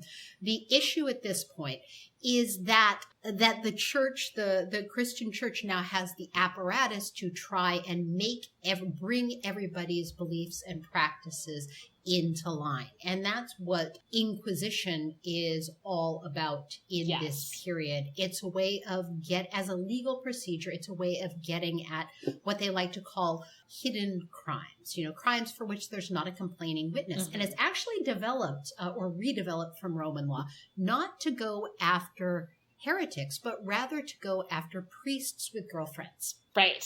And that's its first major use, is to go after clerical misconduct that nobody's really complaining about. Mm-hmm. And then it's very quickly repurposed to use against Inquisition, against heretics, and then later against converted Jews and Muslims who have converted to Christianity, but they believe are secretly practicing their own religion. And the one thing I will say in favor of this depiction is that they do seem to know that this is the Papal Inquisition and not the Spanish Inquisition, that there's a bit in the weird armed insurrection against the Inquisition where they refer to it as this kind of papal, imposition by a foreign pope. Mm-hmm. That's a whole other thing, but they are at least correct about the fact that this is controlled ultimately by the papacy and not by the rulers of the Crown of Aragon. Right, exactly. With the Dominicans as sort of their arm in this. Yes. And I wanted to talk as well about the specific figure of Nicolau Aymeric, who is at this time the inquisitor, the kind of central inquisitor in this region, and who is presented as a really not too charming figure. And I will say, he's probably a little bit more cartoon villain than he really was, but he wasn't great. No, he was a piece of work. He was pretty bad. So fun fact, there is a Dominican nun who in 1388 claimed to have heard him say that if he wanted to, he would put the best Christian in the whole world to the flames. Ooh, yeah, okay, that is some mustache-twirling villainy, right? Right. And in the context of basically he shows up in Valencia and is trying to get Valencia in line, and they're just having none of it. Mm-hmm. I mean, so this guy also, he keeps having this conflict with both Pera and then with his son Juan eventually. He gets exiled twice. Yes, and then he keeps getting reappointed, too. Right, yeah, yes, so he keeps getting brought back, but he's gotten exiled twice. He also has this other really charming quote. This is a direct quote from him on heresy. "The death of the sheep is the life of the lion, and the destruction of grass the life of the sheep. Without litigations, why would there be judges? When and how was the patience of the martyrs revealed, if not during persecution by the tyrants? Then how can the inquisitor's glory manifest itself, if not for the malice of the heretics? The increase of heretics, therefore, reveals the faithful doctors." Oh, okay, that is pretty bad. That's pretty bad, yeah. So he's pretty awful. They're not exaggerating that much, to be honest. No, he's definitely, yeah. And the other thing I will note is that, part of the accusations against Arnau include the fact that his mother is being accused of being a witch and he's being accused of being devil's spawn. Mm-hmm. And some of the details in there are a little early for this period, but I will note that Aymeric is actually one of the early figures who, as an inquisitor, demonstrates an interest, which you see in his work, the Directorium Inquisitorum, that he's demonstrating this early interest in sorcery and demonology and in linking these to heresy. Right, and we should say, too, the Directorium Inquisitorum is part of a genre of, yes. Not a large genre, but a genre of medieval inquisitors' handbooks, and they're basically procedural manuals. How do you do this right? How do you do this legally according to canon law? And I think you can trace a line, a pretty direct line, from those inquisitorial handbooks to this famous book in the 1470s, the Malleus Maleficarum, yes. or the Hammer of Witches, which, in addition to reproducing some, here's some wild tales we've heard about weird things witches do, it also kind of lays out the legal procedure. Mm-hmm. And the legal procedure for trying a suspected witch is inquisitorial procedure. It's going after hidden crimes. It's just with some very specific new things added to it. And we do see some amount of inquisitorial procedure here, although some of it works and some of it's a little fuzzy. Mm-hmm. There's a moment where he's allowed to name his enemies. He actually accurately pinpoints who his main accuser is as being his wife. Mm-hmm. And this then goes into this whole thing about the fact that he's never slept with his wife. But it is actually the point of being asked to name your enemies is because that then does undermine their testimony. Right, exactly, because you can't, there's this whole thing in medieval where you have to swear when you're a witness. You have to say that you're motivated by neither love nor hate of the person you're testifying about. And that's a fairly standard thing that witnesses to fact have to swear to as a part of any sort of an inquest, whether it's, heresy or any sort of a criminal inquest at all. So it is kind of interesting to see that these things did operate by a set of rules, even though they're rules that we wouldn't necessarily want applied today. I certainly wouldn't anyway. Right. And I will note also that there are, of course, rules about torture. So again, I'm not saying that it's good, but that torture is not just a kind of sadistic exercise, that they specifically talk about the circumstances under which torture can be applied. In particular, Eimerick himself actually talked about the fact that it can only be something that is introduced in the absence of other forms of proof, and also recommended applying it moderately and without effusion of blood. Right, because he recognized, and he's one of the many people to recognize that, confessions you get under torture are basically worthless. Yeah.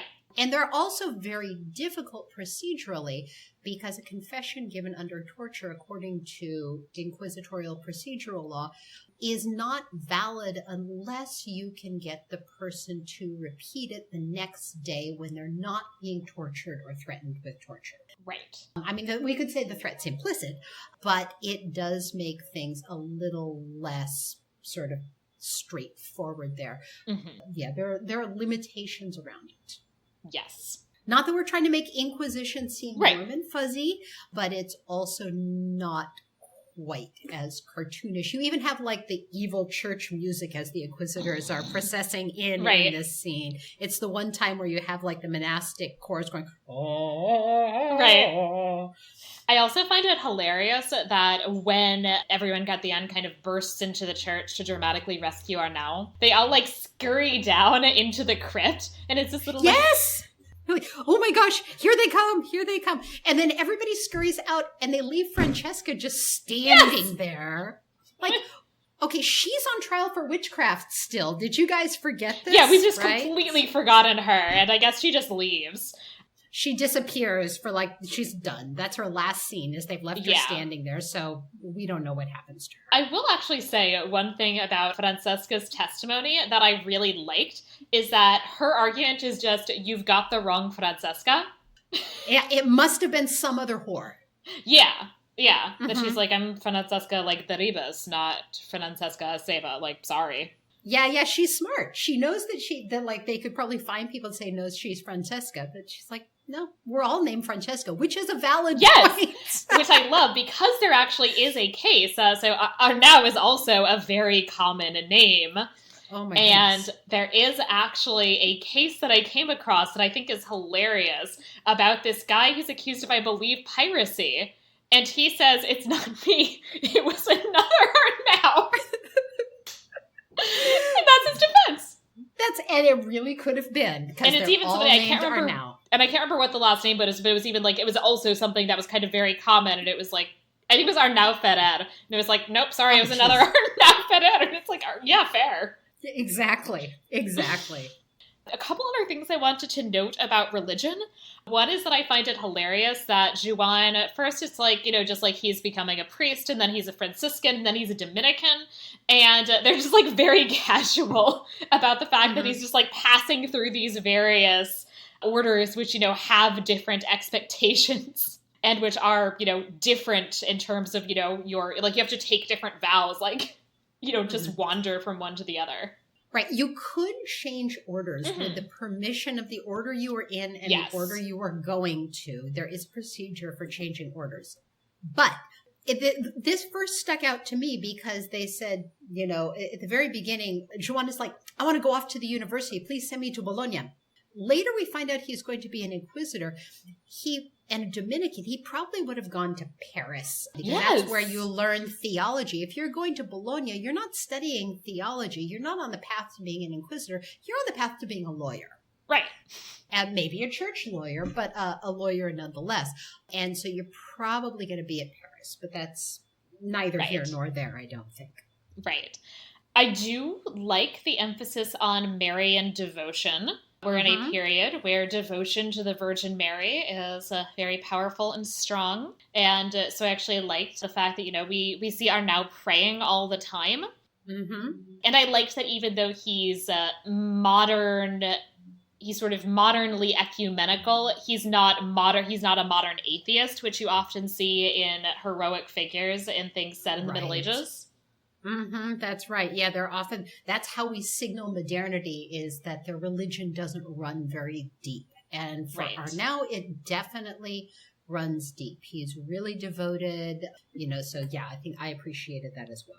I did like that. And I have to say a couple of words about the Church of Santa Maria del Mar, which, again, real church. I highly recommend that people, once people are traveling, that people go and see Santa Maria del Mar, which is a stunning church. It's a church also that is very architecturally consistent because it was built relatively quickly.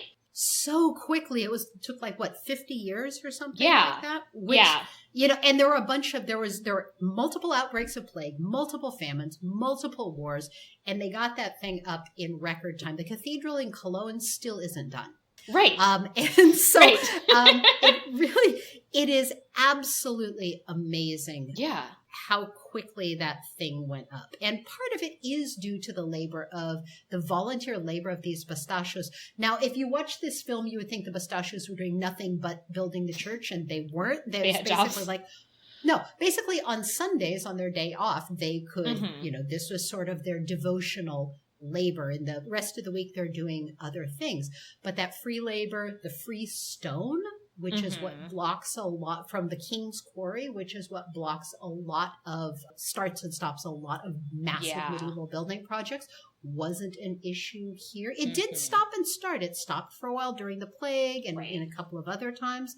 But yeah, like 50 years or so is just lightning fast to get up a church of that size. Yeah, and there is also, you can see that there is a kind of a relief sculpture that represents the bastachios carrying stones to build the church, which I love. Everybody should go see the church. The one thing I will note is, of course, that it is not a cathedral, despite the name Cathedral of the Sea. They acknowledge in the show that it's not a cathedral. It's a basilica, which is it's a big church.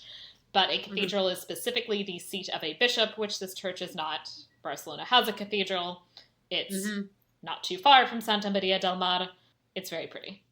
There is a bit in here, and I think you and I were talking about this earlier, this idea we see once in here about Santa Maria del Mar being like the church of the people, right? The church of the bastachios and the church of the people.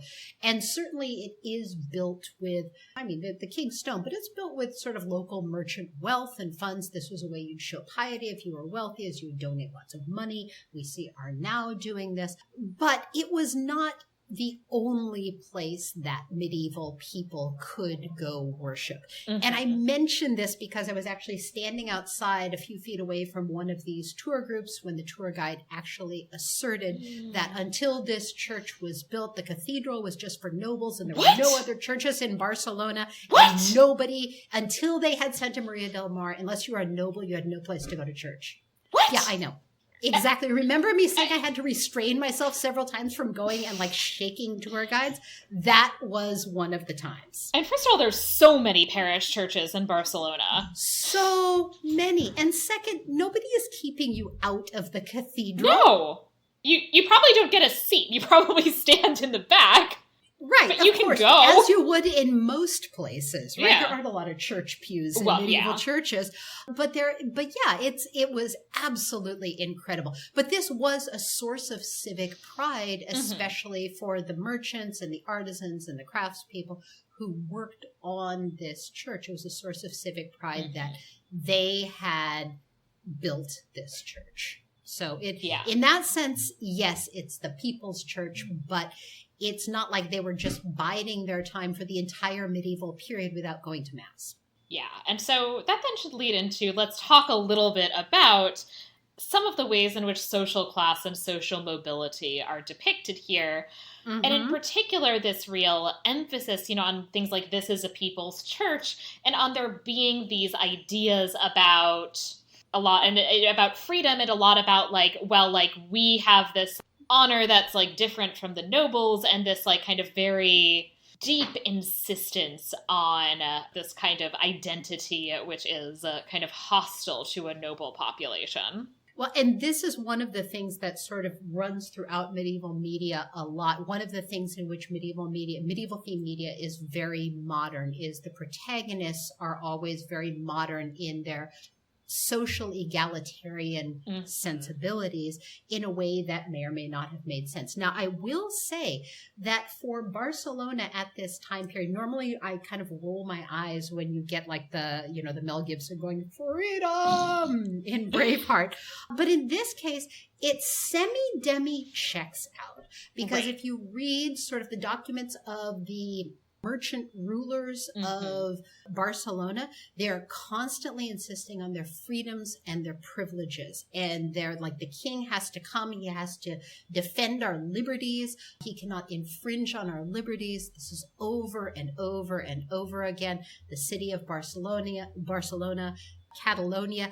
As somebody who was there in October 2018, I can tell you they are still doing that. Yes. The Catalans have not given up. But there's also, I wouldn't say it's hostile to nobles, but for example, the ruling council of 100, titled nobles were prohibited from being counselors, right? This is very much something that's kind of baked into the governance of the city, that this is not going to be a city run by the nobility, right? This is, and they've got specific privileges from the king that protect a lot of their own self-governance and their self-determinism as a way to run their own city. Actually, related to that, because Arnau is ennobled before he becomes the consul of the sea. Is that an issue?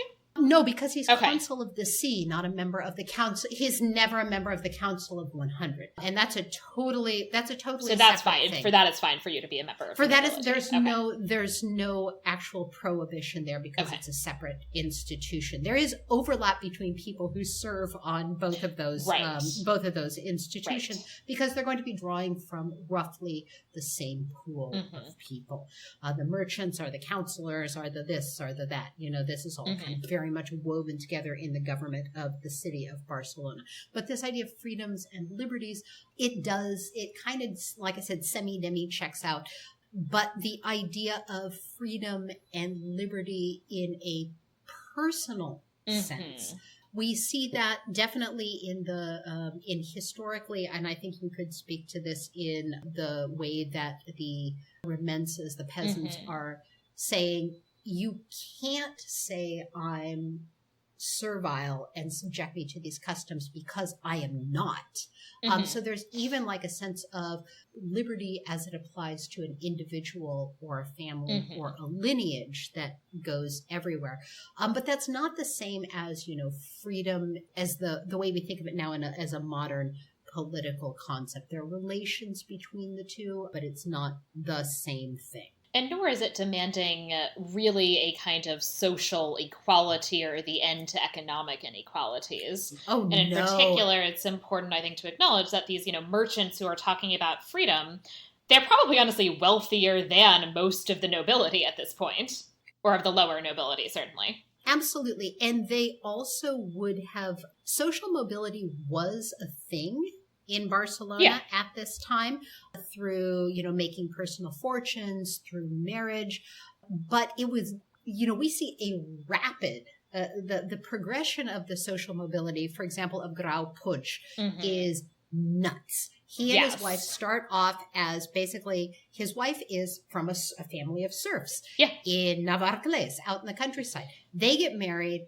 They've got enough of a dowry, so they move to Barcelona. He sets up a shop as a maker of these large sort of earthenware vessels that all the merchants need to transport their goods.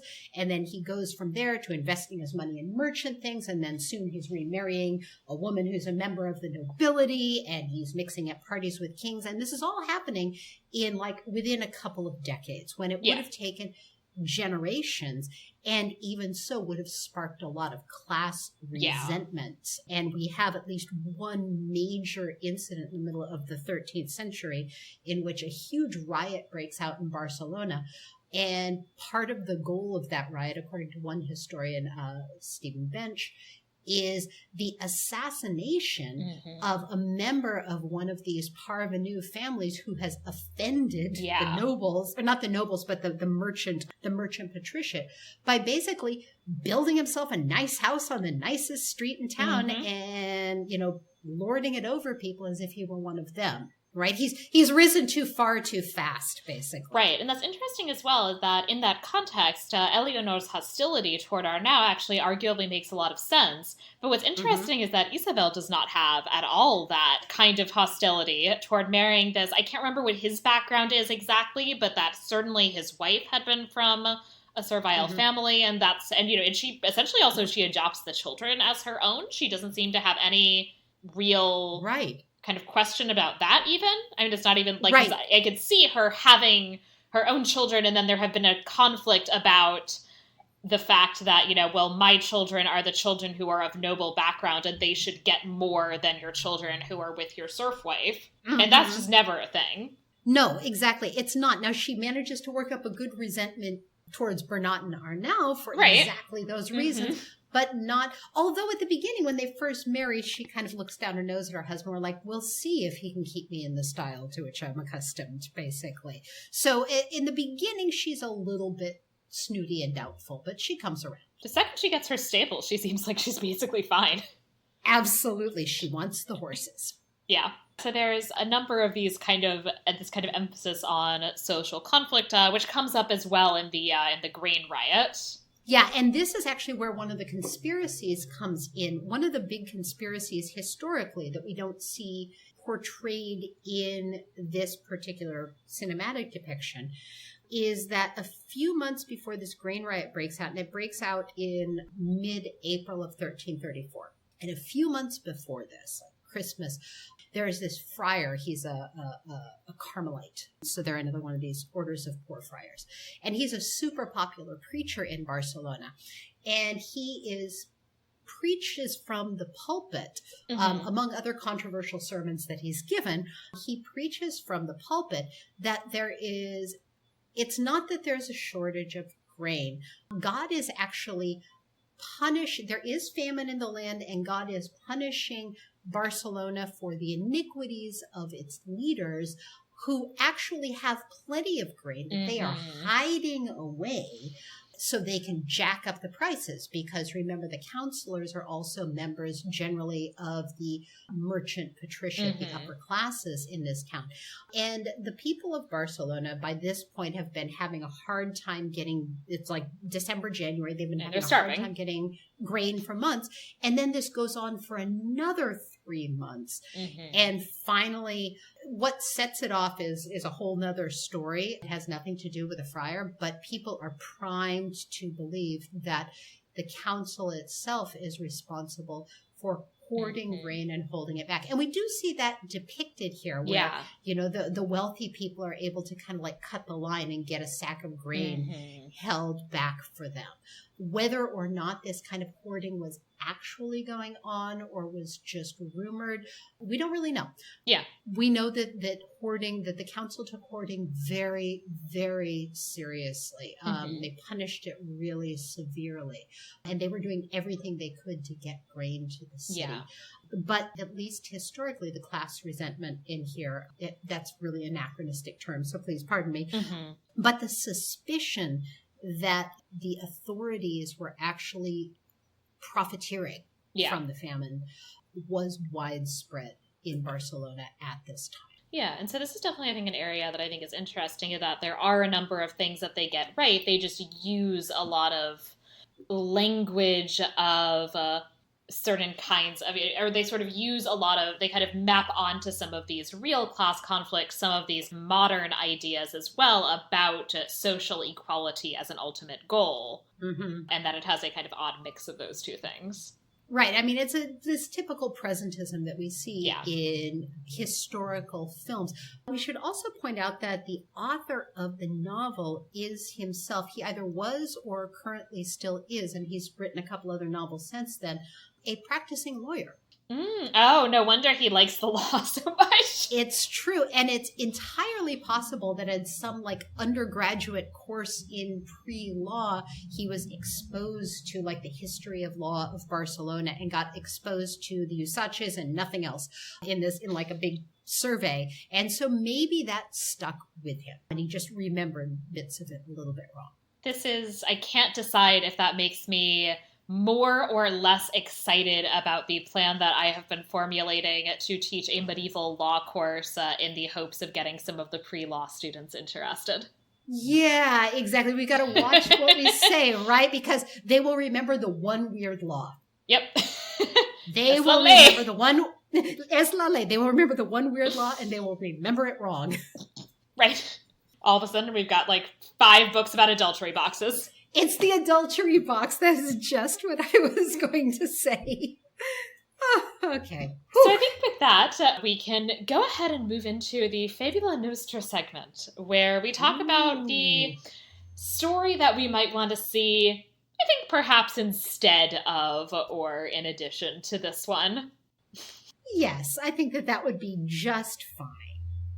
Do you want to go first? Yeah, sure, I can go first. So I study, among other things, the Jewish community of Barcelona. And as appreciative as I am that their existence is acknowledged, I would like to have something that talks about the Jewish community of Barcelona that doesn't have this weird Christian savior narrative, that the story of the Jewish community is really all about Arnau. Yes.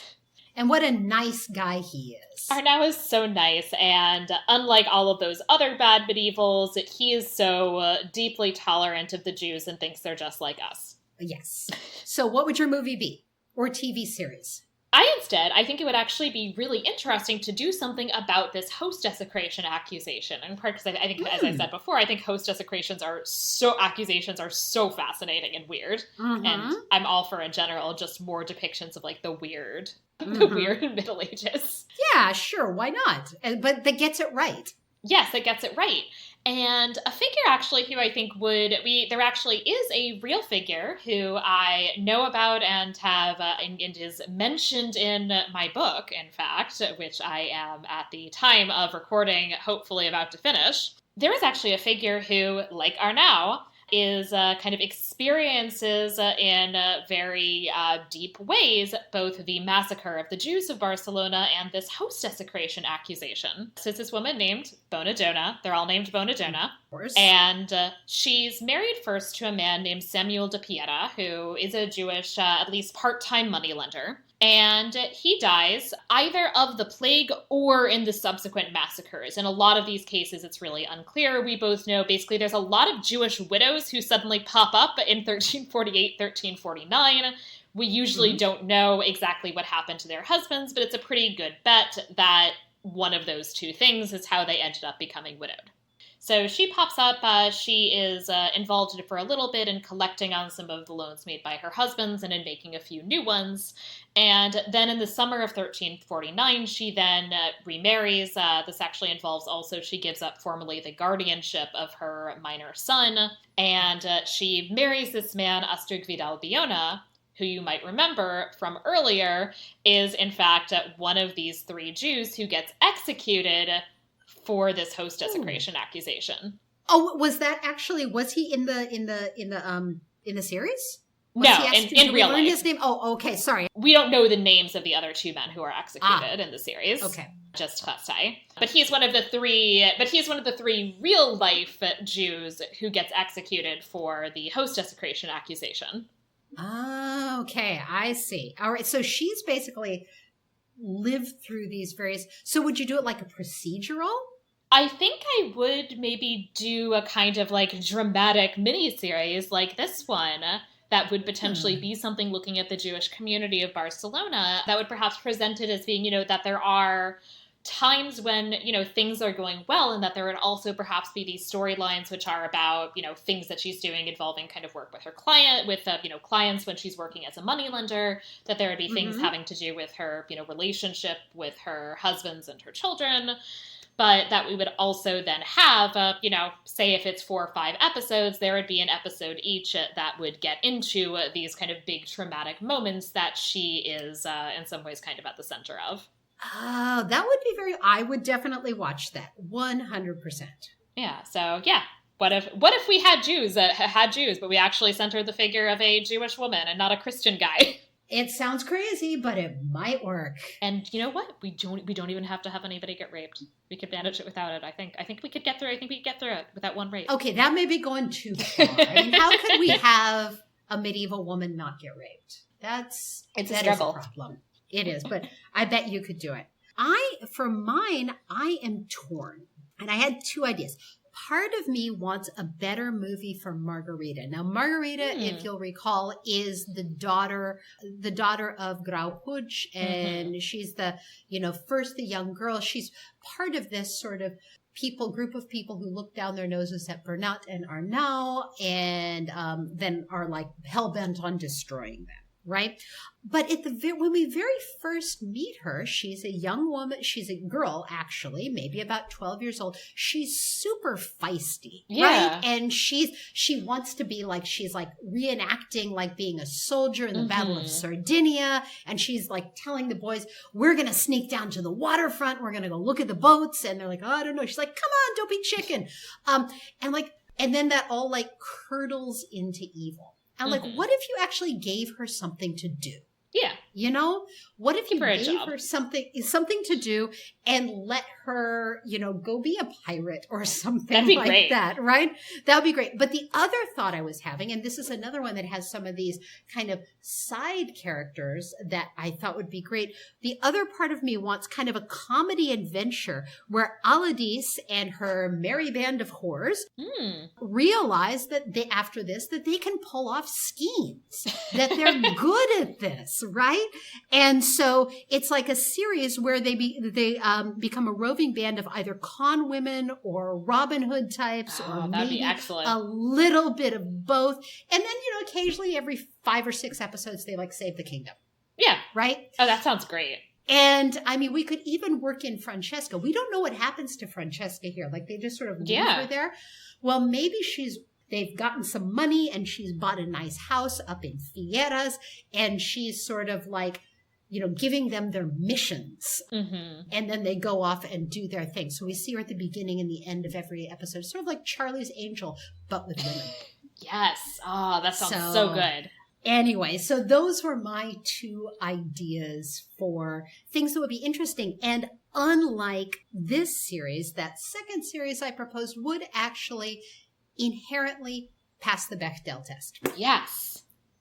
This one does not. It passes the Decker test, I think. But I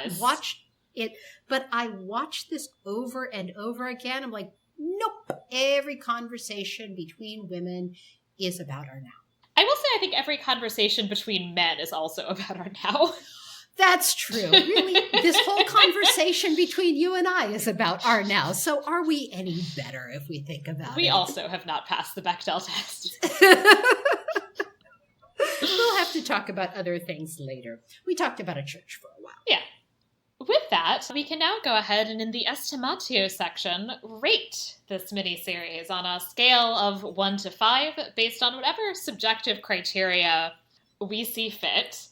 I am going to go with a 2 out of 5. And what I did was I knocked off a point for every female character who gets very dramatically brutalized at some point over the course of the series. So that's Francesca, Habiba, Alidis, and Mar.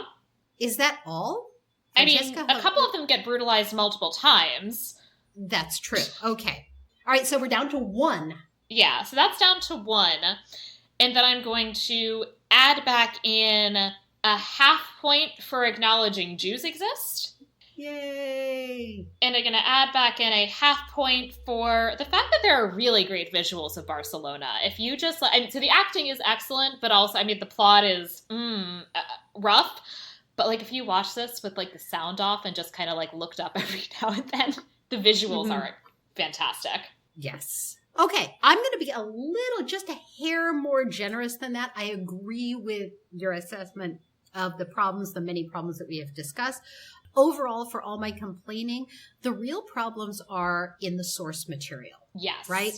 And not necessarily and once again, disclaimer, I only got halfway through the book. But for what I can tell, the series tracks the book very, very faithfully. Based on my decade-old memories of the book. Exactly. And it is a honkin' huge book. It is a doorstop of a novel, by the way. The actors do a really good job with the material that they have.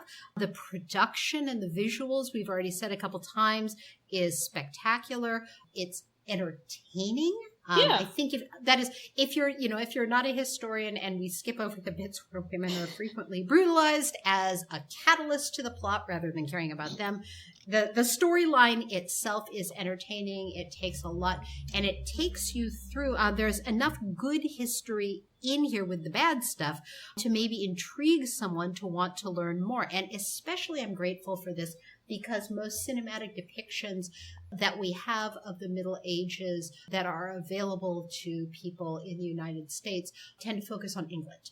And this is one that does not. It doesn't focus on England. It doesn't focus on France. It doesn't focus on the Borgias. Right. And so the most regrettable cliches comes with the film's treatment of women, Jews, and Muslims. But again, I think it's a choice of bad source material. And if we are thinking as, instructors of young, well, not super young, but undergraduates and people who we potentially want to see medieval themed media drawing in, I think that this series could do a good job. We would have to undo a lot of the damage. So I'm giving it a 2.5 out of 5. That is fair. And I will say I'm going to leave my score as is, but the other thing I will say in its favor is the fact that another thing that I find frustrating in addition to the heavy overemphasis on England and France in most medieval set media is also the fact that most media tends to really focus primarily on royalty and nobility. And I appreciate that this is an extensive treatment that mostly centers the experiences of people who are not of the royalty or nobility, especially if we don't count ourselves weird and ennobling. Yes, absolutely. And this is, I think that that very thing that makes it problematic for us is a thing that could make this movie appealing. That presentism could, in terms of social class, is a thing that could make this movie, this series rather, appealing to a sort of a modern audience. There's some nice, there's some wish fulfillment in there, and that, it's going to be very typical of the genre there. So as much as it feeds into the stereotypes by doing that, that helps it sort of provide its function in what the people are thinking of doing with it. Yeah. And even that there's a medieval economy. I like that. There's an economy. They usually forget there's an economy. That's true. There are stacks of gold coins everywhere, but no economy. Right. None. So something to be said for it, certainly, even though it also has its flaws. Yes. So Marie, are there places where the listeners could find you on the internet? Almost none. Okay. Way back a long time ago, I used to have more of an internet presence, but that has fallen away as I've become decrepit in my old age. Or middle age anyway. You could find me on my university's website at California State University, Long Beach. And if you're interested in history of medieval Iberia or medieval gender, you could even come study with me and meet me in person. But I think that is about it as far as my public presence on the internet. And I also highly recommend that people check out Marie's book, The Measure of Woman, Law and Female Identity in the Crown of Aragon, which I cite constantly. Aw, thank you. And hopefully in the not too distant future, you'll get the version of this talk with footnotes, because the book I'm working on is specifically about this famine year 1333-34 in the city of Barcelona. And it does a lot of this kind of tracking of a year in the life of medieval Barcelona, and this kind of deep dive into what the city was all about at this point. Yeah, so very much looking forward to that. If you have enjoyed this podcast, please subscribe in your preferred podcatcher app and rate and review Media-eval on Apple Podcasts. I'll read new 5-star reviews in future episodes. Please also follow the podcast on Twitter at Media-eval-pod and join our Facebook group. And you can find me on Twitter and Instagram at SarahIfDecker. If you have any questions or suggestions, I would love to hear from you via email at media.evalpod@gmail.com. So Marie, thank you again for joining me. Thank you so much for having me. It has been a blast. It has been a delight to have you, and thank you all for listening to Media-eval. Bye. Goodbye.